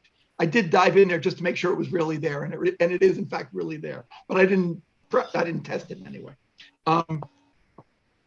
If you find a Revel blue moped parked by the sidewalk, and if you just move it a couple of feet, you could park there, you're not allowed to move them. Apparently it sets off a motion detector and it becomes a thing. The people that drive these are required to be licensed drivers. not necessarily motorcycle licenses, just a regular car driver can drive them. The lady showed us a little bit of illustration, and it is pretty simple. On, off, throttle makes it go faster, and there are brakes, which are critical. Revel is requiring everyone to take an online safety course before they can take it out the first time. They are also offering actual in-person lessons if you want them, but that's not required. There also apparently were some issues when they first started in other cities with helmet wearing. Revel provides 2 helmets in a little carry box behind the saddle, and they require that the members who are about to take out the moped take a selfie of themselves with the helmet on, which is, I guess, something better than nothing, certainly. These mopeds operate in the street like where cars and motorcycles operate. They're not supposed to operate on the sidewalks or in the bike lanes. So just know that. If you see something bad going on, and it's possible, you can go to the Revel website, to that community portal, and report the problem. The community portal is titled Community Reporting on the website. Nothing else, I think, critically important to report. We're trying to have a meeting before the June community board meeting, but that is not settled yet. Thank you very much. Thank you, Matt. Do they carry insurance? You don't have to carry insurance to operate them. The Revel company carries its own insurance. So they're operating under their umbrella then? Yes, I sure. That sounds right, but I don't know. And if I may, and I'll just throw in one last thing, is that please everybody understand there was a presentation that was given to us during the meeting, and we'll be sharing it with everybody. It's I think maybe 5 or 6 slides, but once we have that, all these questions were already asked and answered at the transportation committee meeting. You guys will log it. Yeah, so we would all, I think, would like to receive that. Thank you. Okay, thank you, Matt. Cool. Last committee, youth committee.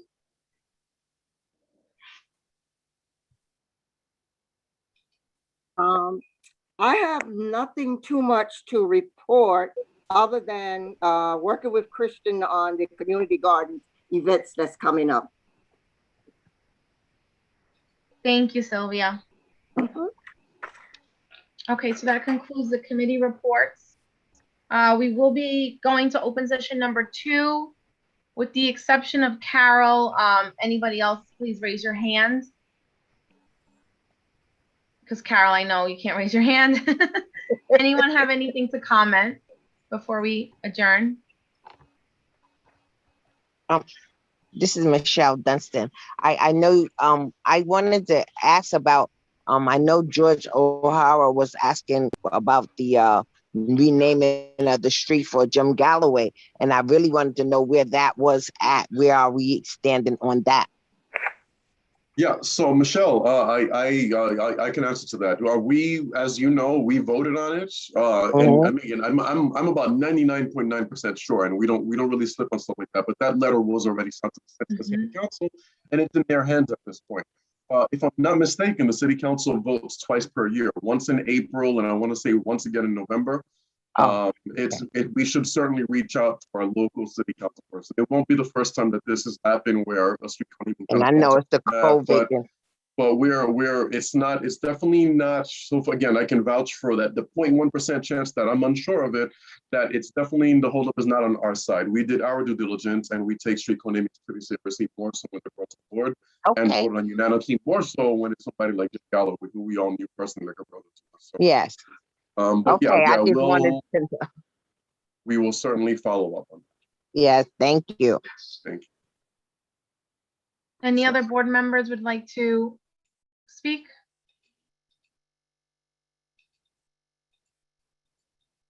I don't see any hands raised. I'm just going through the whole. Oh, Gregory. Okay. Mine will be brief.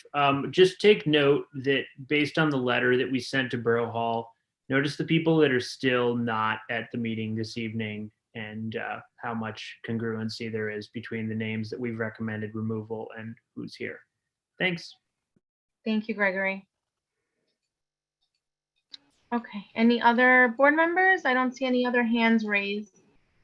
No, Okay. but Marilena, look, I promise you, this is going to literally say 30 seconds. You know, I speak very fast. I'm just going to emphasize one thing to you guys. And look, I know it's a very, very, very late meeting. Nobody's doubting that this, but the truth is this, that a lot of these items were discussed at committees. And this is why we emphasize to you, if you get the chance to please attend your local committee meeting, it helps a lot because, you know, over here at these meetings, we only get a 5, maybe 10, 15-minute version of what's discussed over the course of several hours on a back-to-back conversation between committee chairs and our presenters. And so if you really want to get, again, I understand it's just another meeting you have to go to, but it eliminates a lot of the confusion, a lot of the back and forth that we're not really sure what's going on. And it makes it easier and more effective for you to formulate an actual vote. So again, I urge you all, even if it's not on your committee, especially to new members, if you see a committee meeting notice, you know, we send it to everybody. It goes to the full public, it goes to the full board. And often it's only the chair and about 1 or maybe 2 members of their committee.